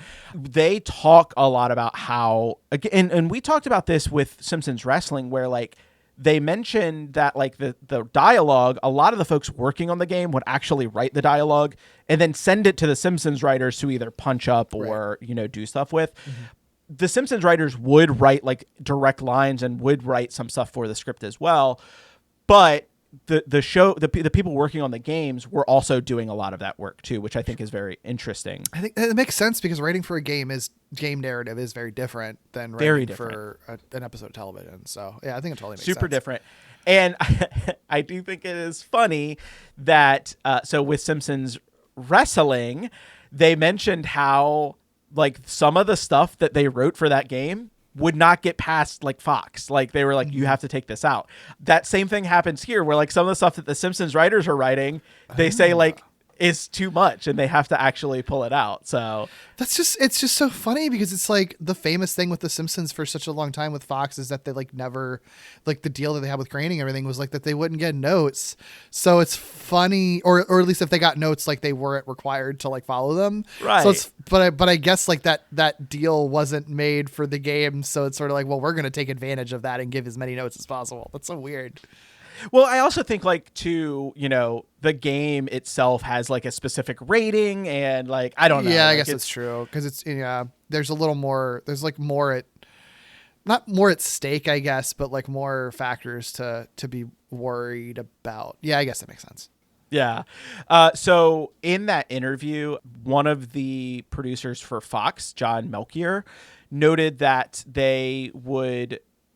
Matt Groening was very involved with this game, and the folks at like Gracie were very involved. They would show new versions of the game to Gracie every couple of months. Oh wow! Actually, every month to Gracie, and then Matt would be involved like every couple of months to see different builds. That's cool. Yeah. And so Melchior noted that one of the first things that Matt Groening did when he played the game as Homer was to kick Marge all the way down the street once he learned that you could kick characters. Oh my God! Why? That's so weird. Yeah. So Matt, basically what they said that Matt did was he signed off specifically on making the characters 3D. He approved scripts, signed off on the writers. So in terms of picking who would get to write on the game, pushed for interior locations. And so, yeah, this is another instance of like, we know that they were very involved. Both Gracie Films, Matt Groening, and the Simpsons staff were very involved with the making of this game. Yeah, which that's really cool. I think pays off. Yeah, I think you can tell. So when you say pushed for interior locations, does that mean like there maybe weren't as many as there are in the game because they wanted there to be more? So a lot of stuff with this game happens like way later in development than we think. One of which is having interiors that people could go, like they very much, Gracie and Matt, once they allowed characters to get out of the cars, which is another big thing, they were like, well, we want people to be able to go inside of places. Sure. You can do that in GTA game, yeah. like GTA 3, can't you? So yeah. But they also wanted it to be like seamless. Like they were expecting you to just like walk up to a building and then just be immediately able to go inside of it. I mean, look, if they were making this game for like a PlayStation 5, sure, you could make that happen. But this is 2003, right? So yeah. So it's very funny to me. Like they were like, I mean, that was a point in that Min-Max interview where like John Melchior was like, they were like, oh, it doesn't just happen like when you go into the building. He was like, so funny. He was like, give me 5 seconds to load the interior. Like that's it. Like, so I do think that's very funny. So I will jump into a little bit of the development. Before I do that, I did want to just call out another person that I think is very important to this game is composer Mark Barrel. The music in this game, I think, is great. Yeah, I don't know what your thoughts are. No, I agree. I think it's really clever. I like that there's like different sound cues for different characters depending on who you're playing, like that it changes depending on the characters. I think that's really clever.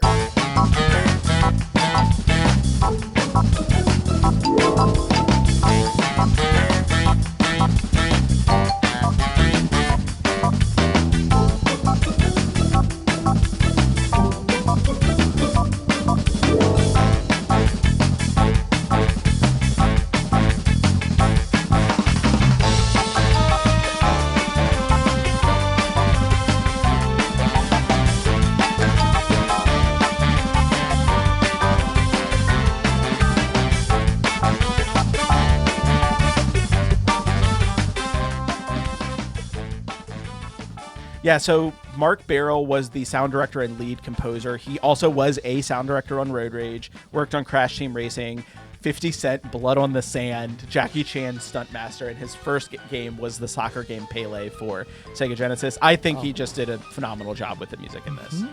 Yeah, very good. I agree. But jumping into the development, so the development process, like I mentioned, this is Radical's sort of second outing as a developer on a Simpsons title. So the concept for this was originally to be a sequel to Road Rage initially. Like that was what basically Fox wanted, was they were like, let's just do a direct sequel to that. Sure. Melchior, I mentioned again, was one of the producers who was also a producer on Road Rage, said that they were hoping for a quote quick sequel, but so many players like Matt Groening, the development team at Radical, they wanted to have the characters be able to, quote, get out of the car. Yeah. Gracie and Fox were really nervous about that because they were like, listen, we just want to make money off of this thing. Like, yeah. You know, like they wanted a quick sequel, and like they're like, you already have the engine built for Road Rage to basically do what they were talking about doing would require more like a whole big engine overhaul. Right. They end up getting them to sign on to that. It does take a little bit of time. I think they said something like 3 to 4 months of talking to get them to do that. Wow. But they end up convincing them of that. But that's 3 to 4 months of that development timeline. I think they're able to end up getting like an extension on this to help like pad out the time. So even though this game does get developed very quickly, they actually do a good job of, I think, giving enough time for the developers to really work on this, which again shows.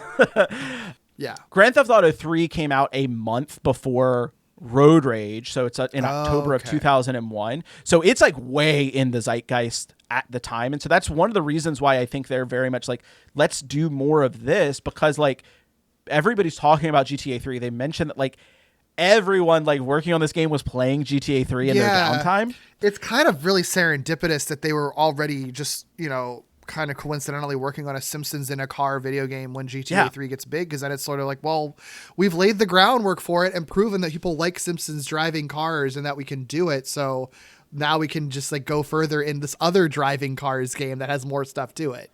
Yeah. It is funny though that like, again, there is that period of time where they're trying to convince, you know, Fox and Gracie.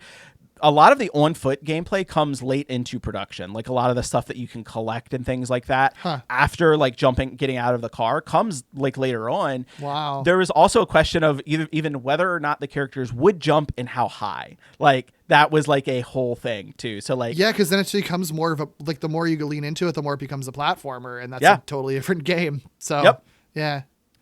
Some other really interesting tidbits that come up from that Min-Max interview. There were sometimes script changes that would happen because of the actors doing their voice recordings, which like, of course, that sounds like duh, but the amount of lines that the characters had to record for this game is massive. Like they recorded so much. Like sometimes, like when you think about it, like some of the actors, like for an episode of the show, may only be providing like a couple minutes of dialogue, like outside of like the main cast. But like when you have Harry Shearer coming on, who like, you know, isn't necessarily like, is only like providing like a couple of voices at a time necessarily when he's doing like the show, he's doing like a heavy lift for this game. Yeah. And they noted how like taxed and tired like some of the characters would become, and so they would actually have to like shift around what character was like where some of the times based on like the actors like being able to like record some of the lines and stuff like that. That probably explains, like, I can't think of an example off the top of my head, but there's definitely points where like why is this character in this area right now? Like, but that's probably was just based on that, like who was available to record. Like, oh, you know, Pamela Hayden can do Milhouse's voice in this, so we'll just stick Milhouse by the casino or something like that. Right. Know? Yeah. I think that makes sense. It does. Yeah. It's very interesting. And again, that kind of stuff happens all the time, but like, I think because of like how large and sprawling this game is, like, it does lead to some changes that you might not expect. Sure. I also thought this was very funny. They originally had Seymour saying Semper Fi, which is the Latin motto for the U.S. Marines. Of course, Seymour was not a Marine, and Harry Shearer noted that and said he would not say that line, and of course didn't. So, but it's very funny that it got all the way to the point where it was like he was in the booth to record that, and he was like Seymour's not a Marine. I'm not saying that. That's very funny. Yeah. It's always funny, like the times when Harry Shearer does actually go a little bit above and beyond and like care about what he's doing, but it's still in a way that he's grumpy about it, you know? Yeah. It's great. Right. It's great. Yep. Grumpy about it and allows him to not do something. It's very funny. Yeah. I just love that little tidbit. Yeah. The actual engine for this game does end up going on to be the engine they use for Scarface, The World Is Yours, and Prototype. That's wild, really? Right? Wow. Or at least the basis of it, right? Yeah, like sure. They use it for that. So sure. Again, so like funny. this game is influential. Like it's wild. I also thought this was pretty interesting. So Joe McGinn, the lead designer on this, in an interview with Games Radar on the game's 20th anniversary, noted that there's no question that Hit and Run was inspired by Grand Theft Auto 3, which I mentioned this before, which they were all playing at the time. So there's kind of like a little discrepancy, right? Of like what came first. They wanted the Road Rage sequel, or they wanted to make Hit and Run. I think they both kind of were happening simultaneously, of like, they knew they were doing this Road Rage sequel, but they were like, what if we made it something better? And so he basically talks about like the original pitch, right, for the game was Grand Theft Auto for kids. As game developers, the key concept we saw in GTA was exploration, not only exploration of the game world, but of a possibility space. It may seem obvious now, but it was revolutionary then. GTA was one of the first games that gave you the freedom to solve a mission how you saw fit. And then going on from that, he goes on to say that the other major influences for this game was Super Mario 64, saying that that's the kids part, taking all the nasty out of the GTA and replacing it with platforming. And mechanically, Mario 64 was the best platformer that had been made at that time, where we learned a lot about character control and camera control. That totally makes sense. I think I like that angle for it. And I do think that there is something really fun to playing this game and being like, I'm technically doing the same things that you would do in GTA, where you're just like running people down and shit and just kicking random civilians and destroying shit. But it feels so different when it's through the lens of these like cartoon characters, and there's literally like 8-year-olds driving cars doing these things, and everyone survives and there's no blood. And also everyone says a funny joke when they do it. Right. It heightens the absurdity and the comedy of it so much that like, it doesn't feel violent anymore. No. You know what I mean? Like, it feels, it almost works as like a satire and parody too, because it's highlighting like how absurd the GTA games actually are, as much as it's about immersion and realism and like kind of, you know, violence simulation in a way. It is still absurd. Like, it's kind of ridiculous what you're able to do in GTA, as realistic as they try to make it. And this kind of just highlights that and amplifies that and makes it clear, like, no, this shit is all like stupid and cartoony and hilarious anyway. We're just leaning on how hilarious it is that you're doing this. Even like, I don't know why they let you kick characters, but like, they do let you kick characters, and even that doesn't feel violent. It's like, funny because people just sort of like fall down flailing and then get up and they're fine. It's very so silly. Yeah. It's so silly, and I love it. And like, there's virtually no point to that other than like, you have to destroy objects sometimes. Yeah. But like, the fact that they're like, okay, well, you have to destroy objects. What about the people? I guess you can kick them. I don't know. It's some of the creative problem solving for this game of like taking GTA and making it accessible for everyone is so fascinating to me. Like, the fact that like, so first of all, originally they weren't going to have you be able to drive any car in the game, which I think would have been a mistake. I think one of the appeals of this is like, first of all the cars blow up like really easily. Yeah. So like, you need to be able to get another car pretty quickly. Yeah. The fact that they, instead of like carjacking people, they just are like, the Simpsons have helped out everybody in the town so much that anybody's willing to give them a ride is so funny and it's stupid to very me. Funny and very silly. But like, I love that they let you do that, and then you're just riding around with someone else in the car. Yeah, and then they play up on that. I do like that idea that like, when you unlock cars, they're often cars of other characters, so you get to ride with other. It's basically asking other characters to give you a ride, so you get to do all of your stuff, but like with Skinner and his mom in the car with you, saying their lines and stuff like that. Like, that's such a fun conceit. Yes, it's so good, and again, it's that kind of creative problem solving of saying, okay, we have this very like sort of nasty, adult crime-ridden game. How do we strip out all of the elements that lead to that? Like, literally, the game is called Grand Theft Auto. Like, that is a major component of the game, is that you're stealing cars. Mm-hmm. So they change it into, just hitchhiking and catching rides with people, which I think is great. And if the game's already like really irreverent anyway, like it all works. Yeah. Yeah, it's perfect. Some other stuff from development, I did want to note there's more information, like I said, about this game. We talked about this at the top, than like so many of the other Simpsons games. Part of that is because of how rabid the fan base is, and then part of it is because of how forthcoming the developers have been. Like, they're so willing to talk about the production of this game. But then there's also a lot of leaks that have happened with this game. And then there were some like PR discs that like went around in like 2016 that people were able to extract data from to get like early builds from this game. We're not going to talk about those in this episode. I'll save that for the next episode, because there is a lot in both that PR disc and then the leak that happened in 2021 that have like really, really early builds of the game. Mm-hmm. Just want to like put that out there, because I know a lot of people are probably like thinking we're going to touch on some of that stuff. We will, just not today. Okay. because there's just so much there. But getting into some of the like leading up to the release of this game, marketing and reception, I mean, it was pretty heavily promoted. There was a trailer that was sent to gaming outlets that had just music and like gameplay on it. There was another trailer that was released more aimed at the public that has character dialogue. It has some plot details. It also has some early reviews. And then there's some great magazine advertisements for this game.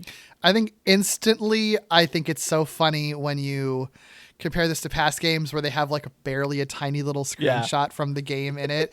And like, it's like so night and day where it's like, no, there's actually like 6 different screenshots from this game that are like right front and center. It's very funny. Like, yeah, this actually is a game that they're proud of and what you see.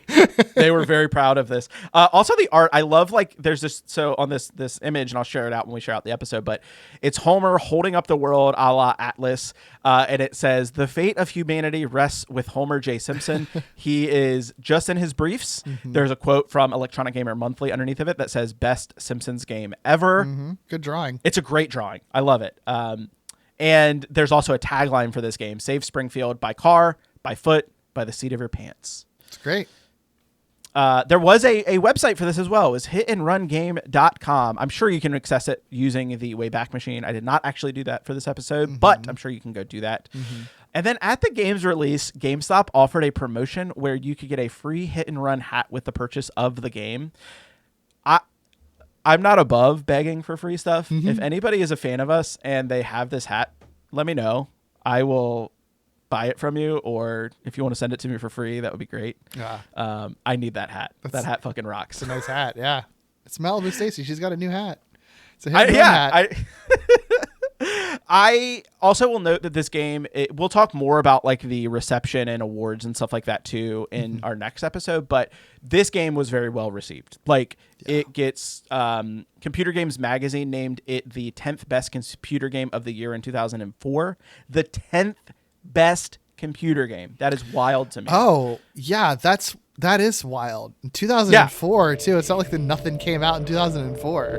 Rise and shine, Mr. Freeman. Rise and shine. We've never had a Simpsons game that is like on a top 10 best of list. You know what I mean? Like, yeah. So it is pretty wild to me that like it is as well received as it is. Right. GameSpy named it the most pleasant surprise of the year on PC as well. So like people really, really love this game, and it sold like gangbusters. Melchior notes in that interview that it sold 8 to 10 million units, or with at least in that range, with 85% being at the full price range. So I do believe it gets a greatest hits release as well, which means that it got to a certain threshold of sales. And again, we'll talk about the legacy, but like it is the Simpsons game that people talk about when they talk about Simpsons games as wanting a remake, a remaster, everything. So yeah. But yeah, that's kind of like the lead up to the game. Let's jump into those first 3 levels, shall we? Yeah, let's do it. So the game opens with what we think will be the classic Simpsons opening, clouds, where typically the words "The Simpsons" would appear. But then ominous music plays and a green light comes from above, with several mechanical wasps entering the scene. We follow one that makes its way to the Simpsons' living room where Homer is watching TV. He smashes the wasp and 2 coins appear. Then we hear Krusty the Clown tell the audience about a new Buzz Cola that has a special ingredient too hot for the FDA.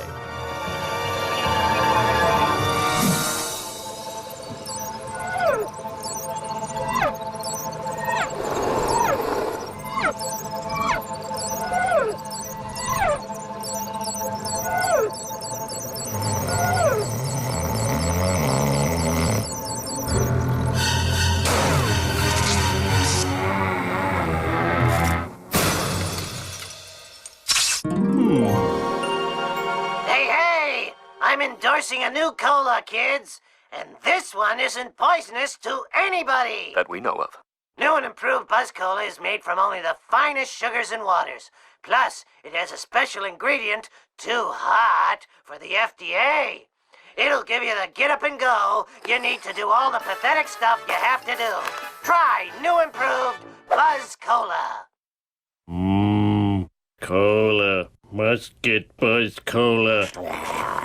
That entices Homer, who, like a zombie, gets up to go get Buzz Cola.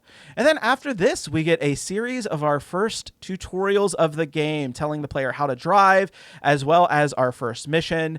Someone has eaten all of the ice cream with mini pies in it, and Marge wants Homer to go to the Quickie Mart to get more.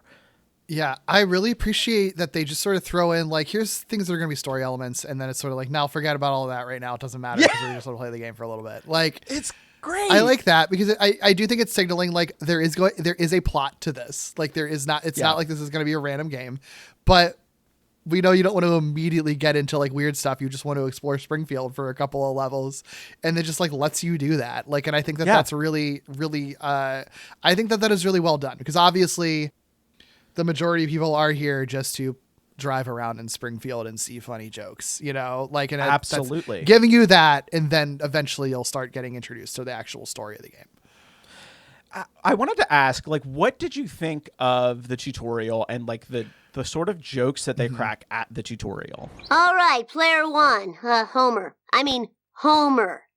Use the directional button or left analog stick to move around. This is called walking. Press the X button to jump and hold down the circle button to run. Anytime you're in the air, hit jump again to get a little extra push. Got it? You can go inside certain buildings by pressing the triangle button. Ugh, why did I agree to do this stupid tutorial? It is so boring. I think it's really, really, really clever. I think it's genuinely funny because I think it's smart because it starts off playing it straight where it's Bart having narration in the tutorial and telling you what to do. And it's just like, okay, this is a regular tutorial. But then he gets progressively more and more exasperated by how boring it is to be the person doing the tutorial. And it's like, why did I sign up to do this? This is so boring. Like, I love that. I think it's really funny. It's so good. And, like, even, like, so every level opens with, like, a spinning newspaper, which A+, like, perfect. They do that. And there's always little jokes in that. One of the jokes in the first paper says, like, I think it's like 85% of video games open with a boring tutorial stage or something like that. It's good. Like, right off the bat, I think they nail the feel of, especially at the time, The Simpsons, of being very, like, self-referential and like poking fun at itself. It's poking fun at the fact that it knows it is a video game. And I do think that that's a thing. It has been present in various games, and I think it was there in Road Rage. But, like, the majority of Simpsons games, I think, had been more or less missing that. And I think that alone would have made some of, like, even the worst games a little bit better, where at least it's, like, acknowledging that it knows it's, like, a shitty tie-in. So the fact that this game, like, is upfront about that throughout all of it is very, like, self-aware that this is a video game that you're playing and that a lot of the stuff is ridiculous, I think is really, really funny, and elevates it beyond just characters just saying familiar Simpsons jokes, which they do also do that in this game. Yeah, which is fine. Like, I think having that is okay. You just have to have a nice balance with it. Yeah, I will say, and I don't know if this is true, or I'm sure if anybody's taken it down, like someone on the Simpsons wiki has. The developer said that they referenced, like, every episode up to that point or something like that, and I was like, there's no way they did. I think when there's probably some caveats that or something, or it's like one brief thing from an episode. Like, I'm sure that there is. I'm sure you could make the argument but I'm sure that there are some things where it's just like, well, yeah, this is similar to a color of a shirt that someone wore in one episode, so we're going to count that as a reference or something like that, Yeah. But there are a lot of references in it, so I could believe that the majority of episodes are represented in this. Yeah. So, like, regardless of if it's every single one or just a lot, like, there are a ton of, like, specific references to the show. Yeah. So the game is broken down, we kind of touched on this a little bit, into a series of levels. Each level has a certain number of missions, unlockable vehicles, and outfits for the characters. There's a certain number of wasp cameras to destroy, gags, street races, and collectible cards. There's also a unique songs in every level based on the character that you're playing. Yeah. Homer's theme in the first stage is, like, when he's walking around, like, very, like, tuba heavy. Yes. I think. Yes. Which is heavy. Great.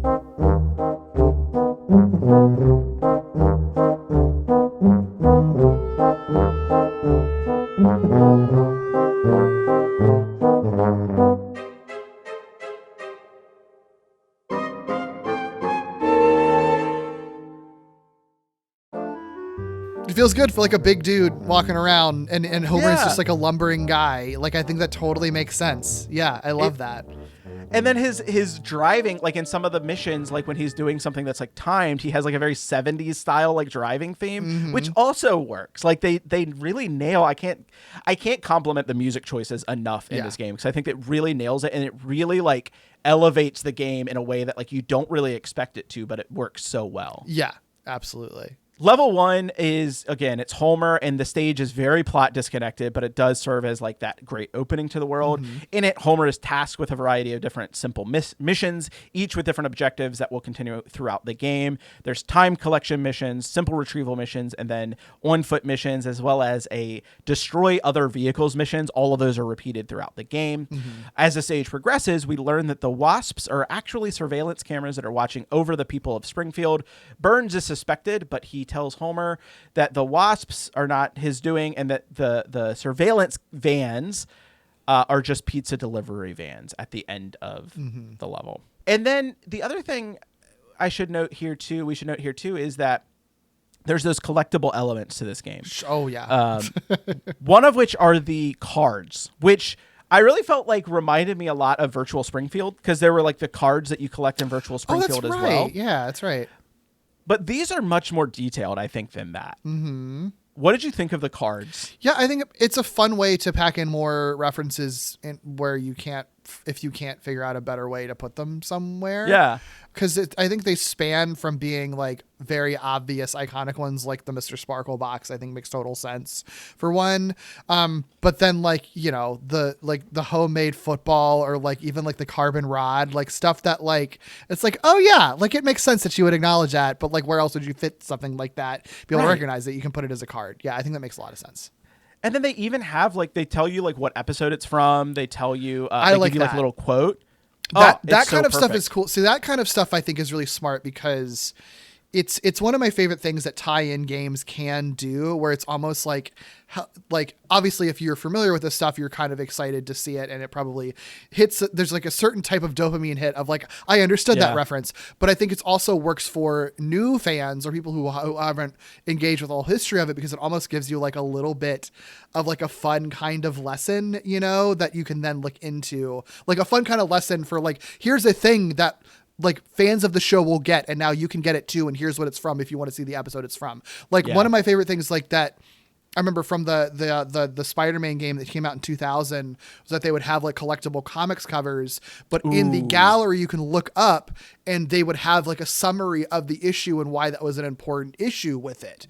And that for me was honestly like kind of a gateway to some classic comics issues and storylines that I otherwise hadn't read or heard of or wouldn't have looked into, but I learned about it through that. I think this is a perfect, like, it's an unsung way that tie-in video games for like an established franchise can be beneficial, of not just for fans, but for new fans who want to get more into it, Yes. Yeah. I'm so glad you mentioned that. So I was recently on Play Comics to talk about a Teenage Mutant Ninja Turtles game, Mutant Melee, and they do something very similar where it's not, I mean, the unlocking system in that game is basically just like you collect stuff and then you get enough money and you can unlock it. But they do something very similar where they give you like, they show you like pictures of like Ninja Turtles toys and like Ninja Turtle comics and stuff like that, and give you the details and stuff like that about it. And I love stuff like that. I think exactly what you said. It's perfect. It's a great entry point for someone who may not be as familiar with the show. And it's a great entry point for like those of us who are super like familiar with the show to be like, I remember that. Like, oh yeah, like that's that. Maybe there's a reference in the game to that, like kind of thing. Like, yeah, and it's a thing that you can only do with a tie-in game like this. Like if a video game is not part of something larger, there's nothing like this you can do, So yeah. And it's also like a great example of like failings of other games in this franchise, because Simpsons skateboarding had like, you would collect, I think, like comic books and stuff like that as Bart, but it's just like the same thing every time. It's not like they could have given you like actual, covers from real comic books and stuff like that. Instead, it's just Radioactive Man that you're covering or you're collecting every time, and it doesn't really do anything. But But yeah, this is like those little extra details that really put the game above and beyond. Anything else on this first level that you want to talk about before we move on to some of the other ones? Oh, I don't think so. I think the only other thing I'd say, this goes for the whole game too, is like I think that the titles for missions and quests and stuff are always really fun. Yes. Because they, obviously they always try to be some type of pun, and then sometimes the pun is a play on a title of an episode, like the Fat and Furious. I think there is an episode titled that or something similar to that. Yes. Like stuff like that. Or maybe it's the Fat and the Furriest or something. I don't know. But like they're playing on Simpsons jokes and references and making their own little parodies that the show would make anyway when they name the titles too. Like Petty Theft Homer, I think is funny. Like Grand Theft Auto. Like I think it's very clever one. Very good. Bone Storm when they're actually chasing after the Bone Storm 2 release. So I love that they're referencing a famous video game from the show, and like, the episode that our podcast namesake comes from. There's like an entire quest about stopping Bone Storm 2 from getting in the hands of children because it's too violent, which is then referencing Simpsons and Grand Theft Auto games being too violent. Like the layers to all of the jokes that they make, even in their silly little pointless side quests, like are so fucking smart. Like it's so well done. Yes. 100%. Yeah. I love the names of all the stuff like that in the game. All of the quests, at least so far, are very good. And like they do a very, very good job of, like you said, making them funny and making them sometimes related to the game, sometimes not. Yeah. I have some overall things for this game, I guess, that like I immediately noticed in the first level too, that are my criticisms of this game. Just to get them out of the way. I do think that the camera is so frustrating in this game. The camera is very finicky. I hate the camera in this game, and it's so frustrating when you're on a timed thing or you're platforming on a timed thing. It's so frustrating. I think the camera sucks. And if they ever do a remaster or whatever of this game, fix that at the bare minimum. I do think too, I guess it's not as much, I wasn't noticing as much in this level, but definitely some future levels, is that like, I do think this game leans a little bit too much on time trial stuff. Everything has a time limit. And I'm like, I don't know, man, some stuff already would have been challenging without the time limit, or like there's some things, it's more, I guess I'm more jumping ahead to like, there's like Lisa's level, I think, when she's, just like searching for Bart. And I'm like, what is the timer here for? Like, I'm just driving across the city to go to a place to meet someone. Why is there a timer? Collect fish. Or to collect fish. Yeah. And that frustrated me and did make it a little bit harder. On the flip side though, this game does have an option where like, if you fail a mission 5 times, you can skip it, even if it's a story mission. And I did have to, I did take advantage of that sometimes. Because there were some things where I'm like, I'm not going to be able to finish this in time for the podcast if I keep at this. The downside is that you then like miss cutscenes and stuff. That's the thing that sucks about it. That's a bummer. Yeah. Or not like the full main cutscenes, but like interactions that you'd have with characters at the end of the level. It just skips you ahead and basically pretends that you finished it. But it's fine, because then if you are stuck on one of these like time trials that are like way too hard sometimes, you can still move along, which I do think is a smart fail-safe for it. So this is one, yes, I agree with you about the camera. I think I would chalk that up a little bit to, I mean, that's a little bit of like platforming games at the time, just had like really just wonky ass cameras. Like, not to say that like there were some, games that had way better cameras, but yeah, there's sometimes where you can't get the full 360 view, and it like really sucks. The time trial thing, one thing I learned this playthrough, and I don't know how far you can do this, but if there's ever a mission where it's like it's going to be timed and you have to get into your car like after, you can place your car like a little bit further, and the timer doesn't start until you get into your car. And you can like run, you can just like run for the length of a lot of it too. I did notice that, and that does help. Which is fun. That does help. Yeah. But no, and I would say, kind of piggybacking off that, I think my biggest gripe with this game is just sort of like so many of the missions are just like the same. Like there's a lot of sameness to the missions where it's like you're collecting something, you're blowing up a car. I think that the reason why it doesn't become boresome to me is because you're doing them as different characters, and there's enough dialogue happening some of the times while they're happening, that it's like, and also sometimes they even comment on like the idea of like why you're doing this boring ass mission, like it works, I think, but it does become a little bit repetitive. It does, but I do agree with you. I think that this game is the exact opposite of like Simpsons skateboarding, for example, where like I felt that game was so empty and like would just be these wild moments of just quiet. This game, your character is talking. If you're riding with someone else, they're talking a lot, and anyone in the world around you is constantly talking, whether they're, you know, an incidental character, a named character or not, which means that like it's just full of stuff and it's always funny.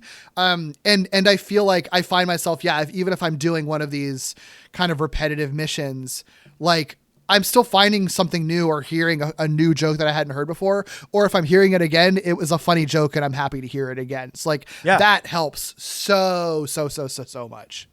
Yep. Yeah. Nope. I totally agree with that. Yeah. I mean, those are my main complaints. Yeah. about the game. I don't know that I had any other complaints really other than that, which I mean, I do think that those are substantial enough complaints because they're like built into the gameplay and everything. But like the game is fun enough that it kind of doesn't, I'm not rage quitting this game. You know what I mean? Sure. Yeah. Yeah, absolutely. Yeah. All right, moving on to the second level.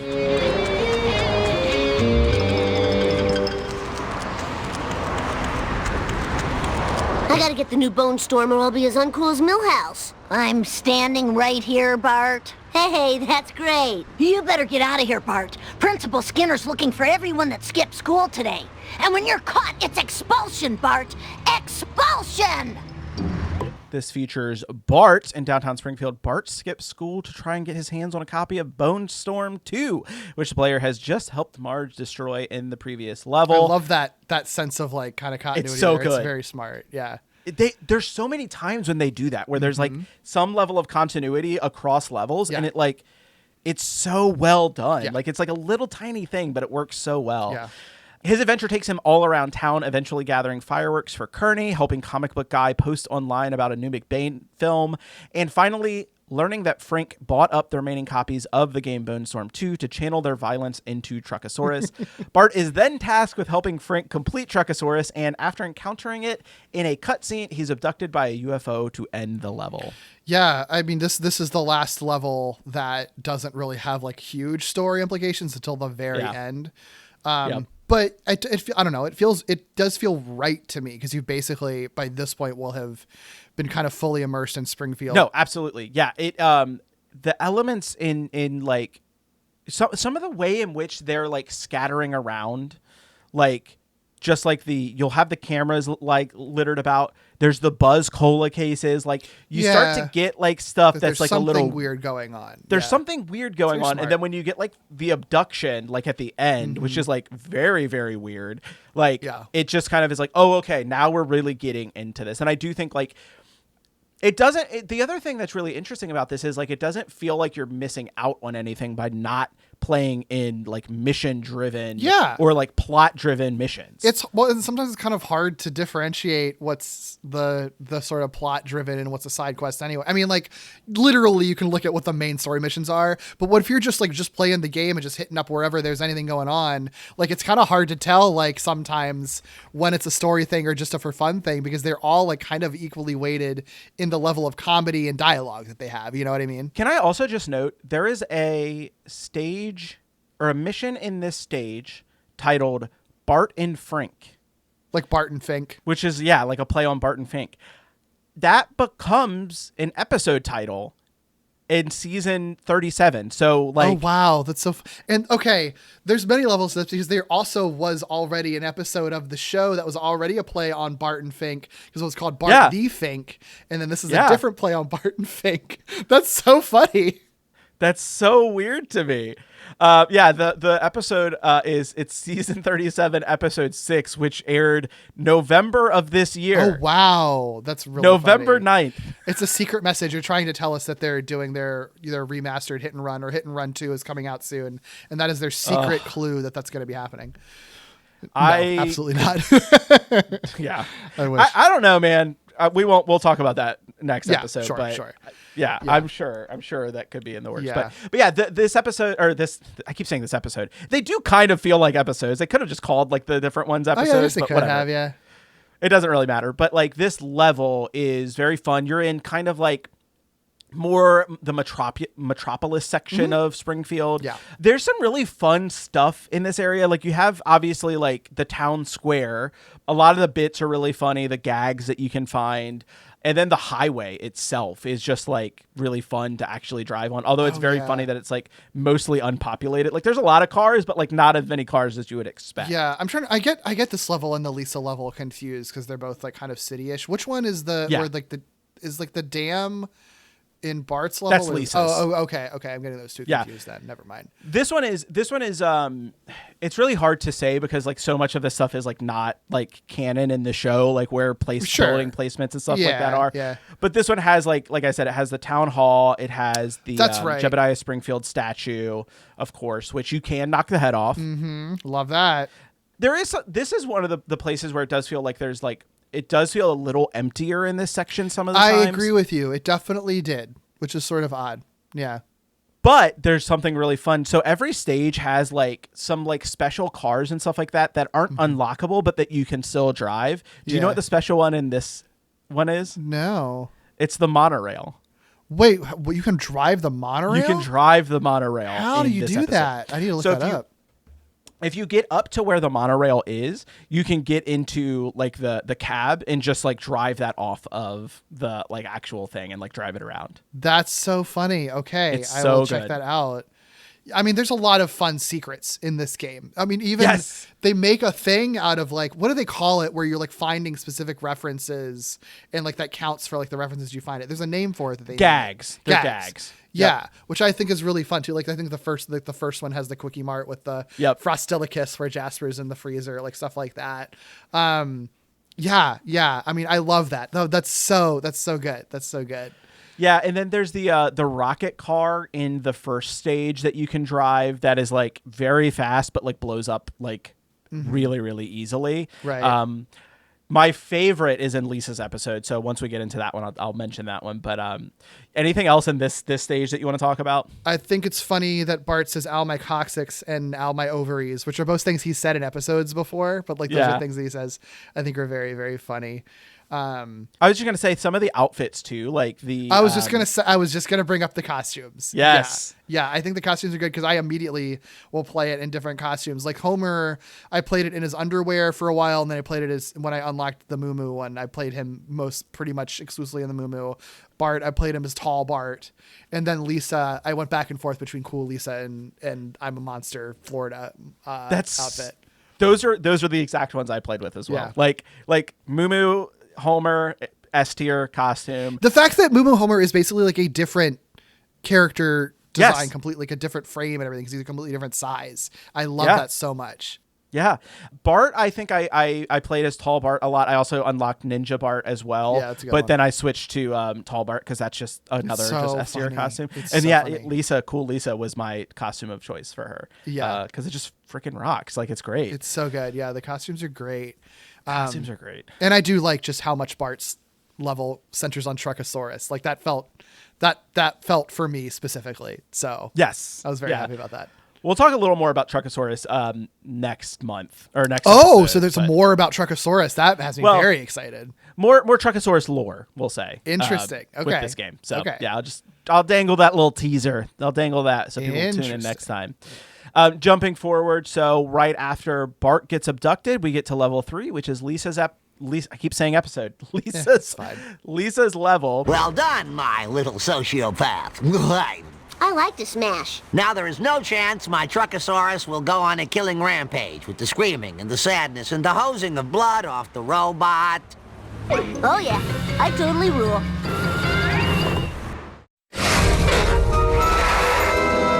Wow, Truckosaurus is some kind of truck/dinosaur. I never would have guessed. Uh-oh.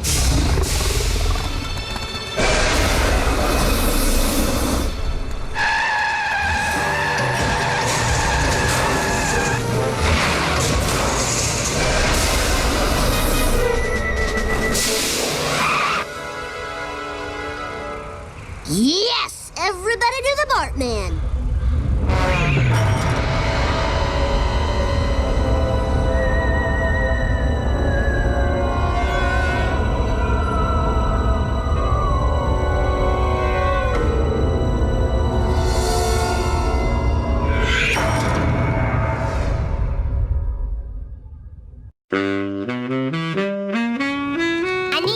my stupid brother. Have you seen him? Yes, can't talk now. I must get the last copy of the new Itchy and Scratchy Adventures comic. It's the controversial issue in which they finally kiss. Assist me, and I will aid you with your dilemma. Lisa ends up in the, I called it the entertainment district, Sure, I feel like, that makes mostly. sense. Yeah. In her search for Bart. This is the last unique level in the game, as we'll start returning to these areas in future levels. Her trek searching for Bart takes her to the android's dungeon, the observatory, sailing past Krusty Burgers, the pier, Camp Krusty, the Springfield Dam, and Duff Brewery. At the end of her series of missions helping citizens of Springfield, she finds Bart, who is acting extremely strange and just babbling.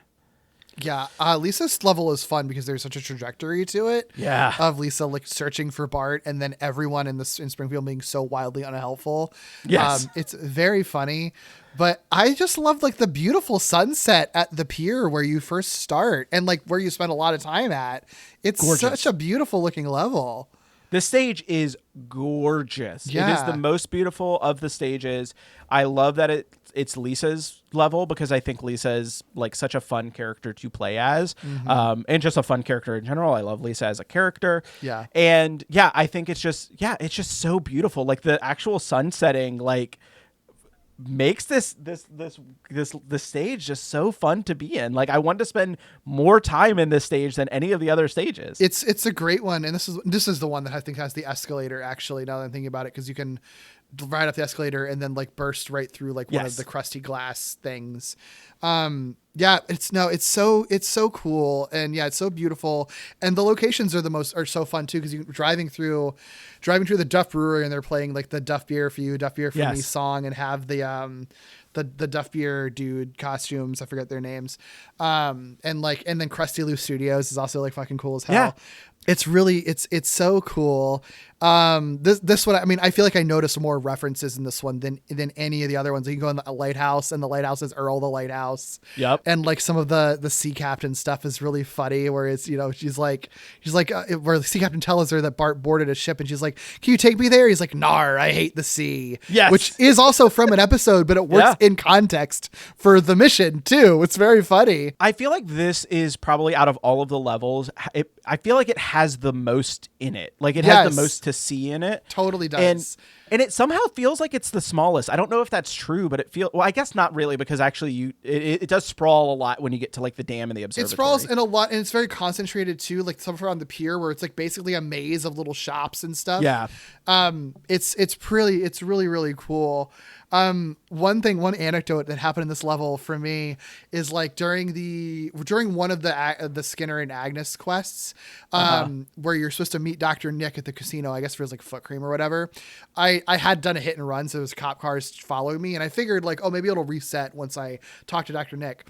So I go over, have the Dr. Nick conversation outside of my car. And then the conversation ends, and the cop car immediately rams into me, flings me like across the map away from where I was supposed to be. And I land like down in that like kind of labyrinthine pier area and everything.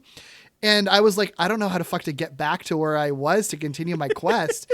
And the thing is, I don't know if it was like a bug or what, or maybe because I was in the middle of a quest line, the phone booths weren't working. I couldn't call anything. They weren't activated. So I couldn't call the car.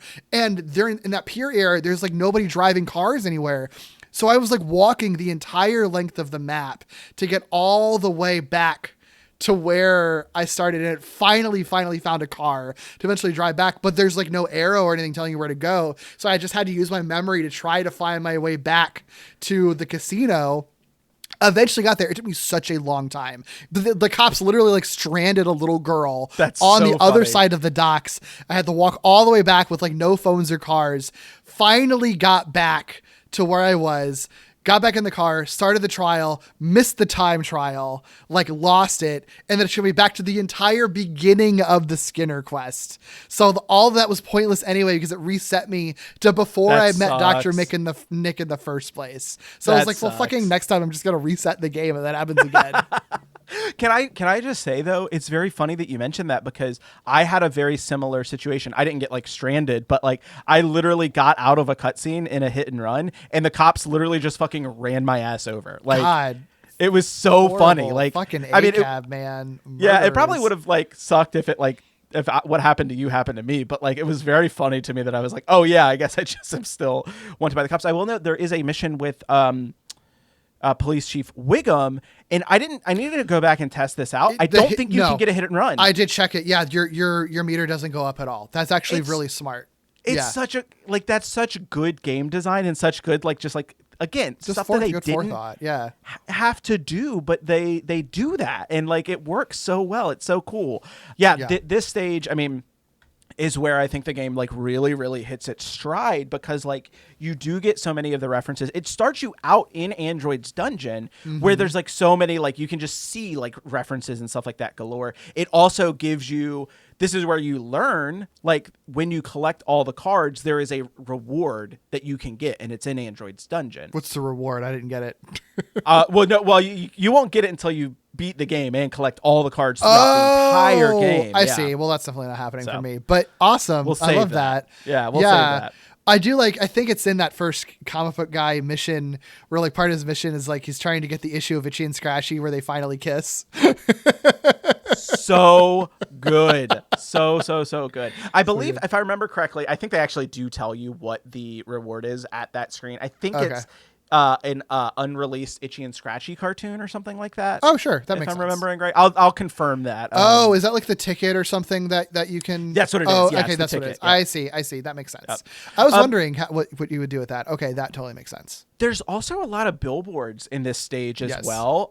And there's even billboards for, I think, Lionel Hutz, and you have like a gag for a Troy McClure movie. Yeah, which I appreciate that they're giving him... that they're, giving Phil Hartman his flowers with this, even though he wasn't around for this. Yeah. By the point of this game. Yeah, I love that. Which, like, it would obviously, like, it would have been, he would have probably had like a huge role to play in this at some point. Absolutely. Yeah. It would have been so nice to have like Troy McClure and Lionel Hutz in this game. But there was in this stage too, I need to find it because I took a screenshot of it. There is at the Aztecs Theater, there is a Zoidzilla. It's an advertisement for like a Godzilla looking movie. I'll send you a screenshot of it. And that's also where you see the Lionel Hutz reference as well. Oh, that's neat. I don't remember that from the show. I could be just misremembering. I don't recall that either, but I wouldn't be surprised if it was a background gag that I just don't remember too. So yeah, and also the references span from like early to like what was current at the time. So there's some later era stuff too that's in this. That's totally yeah. That's a great later era, as in like season 13. But you know what I mean. Also, like some little things I noticed. There's some times where like if you try to get into a car that another person is in, on the wrong, like I guess try to get on the driver's side or the path or something like that. Oh, the person will say like other side, genius. Yeah, like it's very funny that they like have that programmed in as well. I know we already talked a little bit about Seymour, like the Seymour car. I love that Agnes is like locked into that car. Oh my God, with him constantly commentating on it. It's so funny. It's so funny. It's so good. She's and so also, mean. I think one of my favorite cars in the game is Lisa's car, the Malibu Stacy car. That car fucking rocks. A great car. I love that car. It's a great car. And then the special car that I referenced earlier in this stage, on the boat, in one of the shipping containers, there is a like Bond-like boat car that you can drive around. Whoa, I love that cool. thing. I don't know if it has a specific name. I don't recall, but like, or if it's a reference from the show, but it's like a car that is like it reminds me of like Bond, like James Bond. And it's really tough. It handles really well, and it's really fast. And I use that like almost exclusively outside of Lisa's like Malibu Stacy car. Yeah. No, that's so funny. I also like Bart and Lisa both have lines like Lisa says like, I hope Bart gets blamed for that when she hits something. Bart also has a line where he's like, I hope Lisa gets blamed for that when he hits something too. Yeah, it's fun. It's very good. Yeah. It's good shit. And we've only just cracked the surface. Anything else about these first early levels that you wanted to mention? Anything that we didn't touch on? Just continue to call out the music, like Lisa, her saxophone theme. So good, dude. Like almost like kind of laid back jazz for hers. It's great. I love it so much. Every song for Lisa is a banger. Like her walking around music.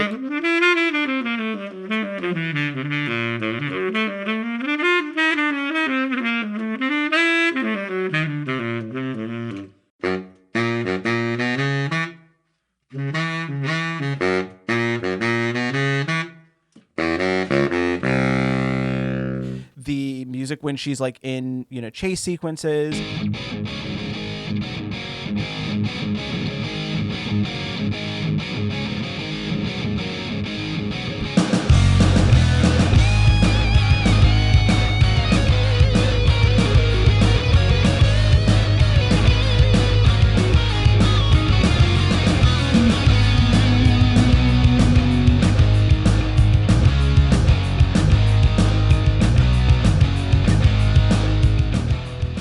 All of that stuff is just so good.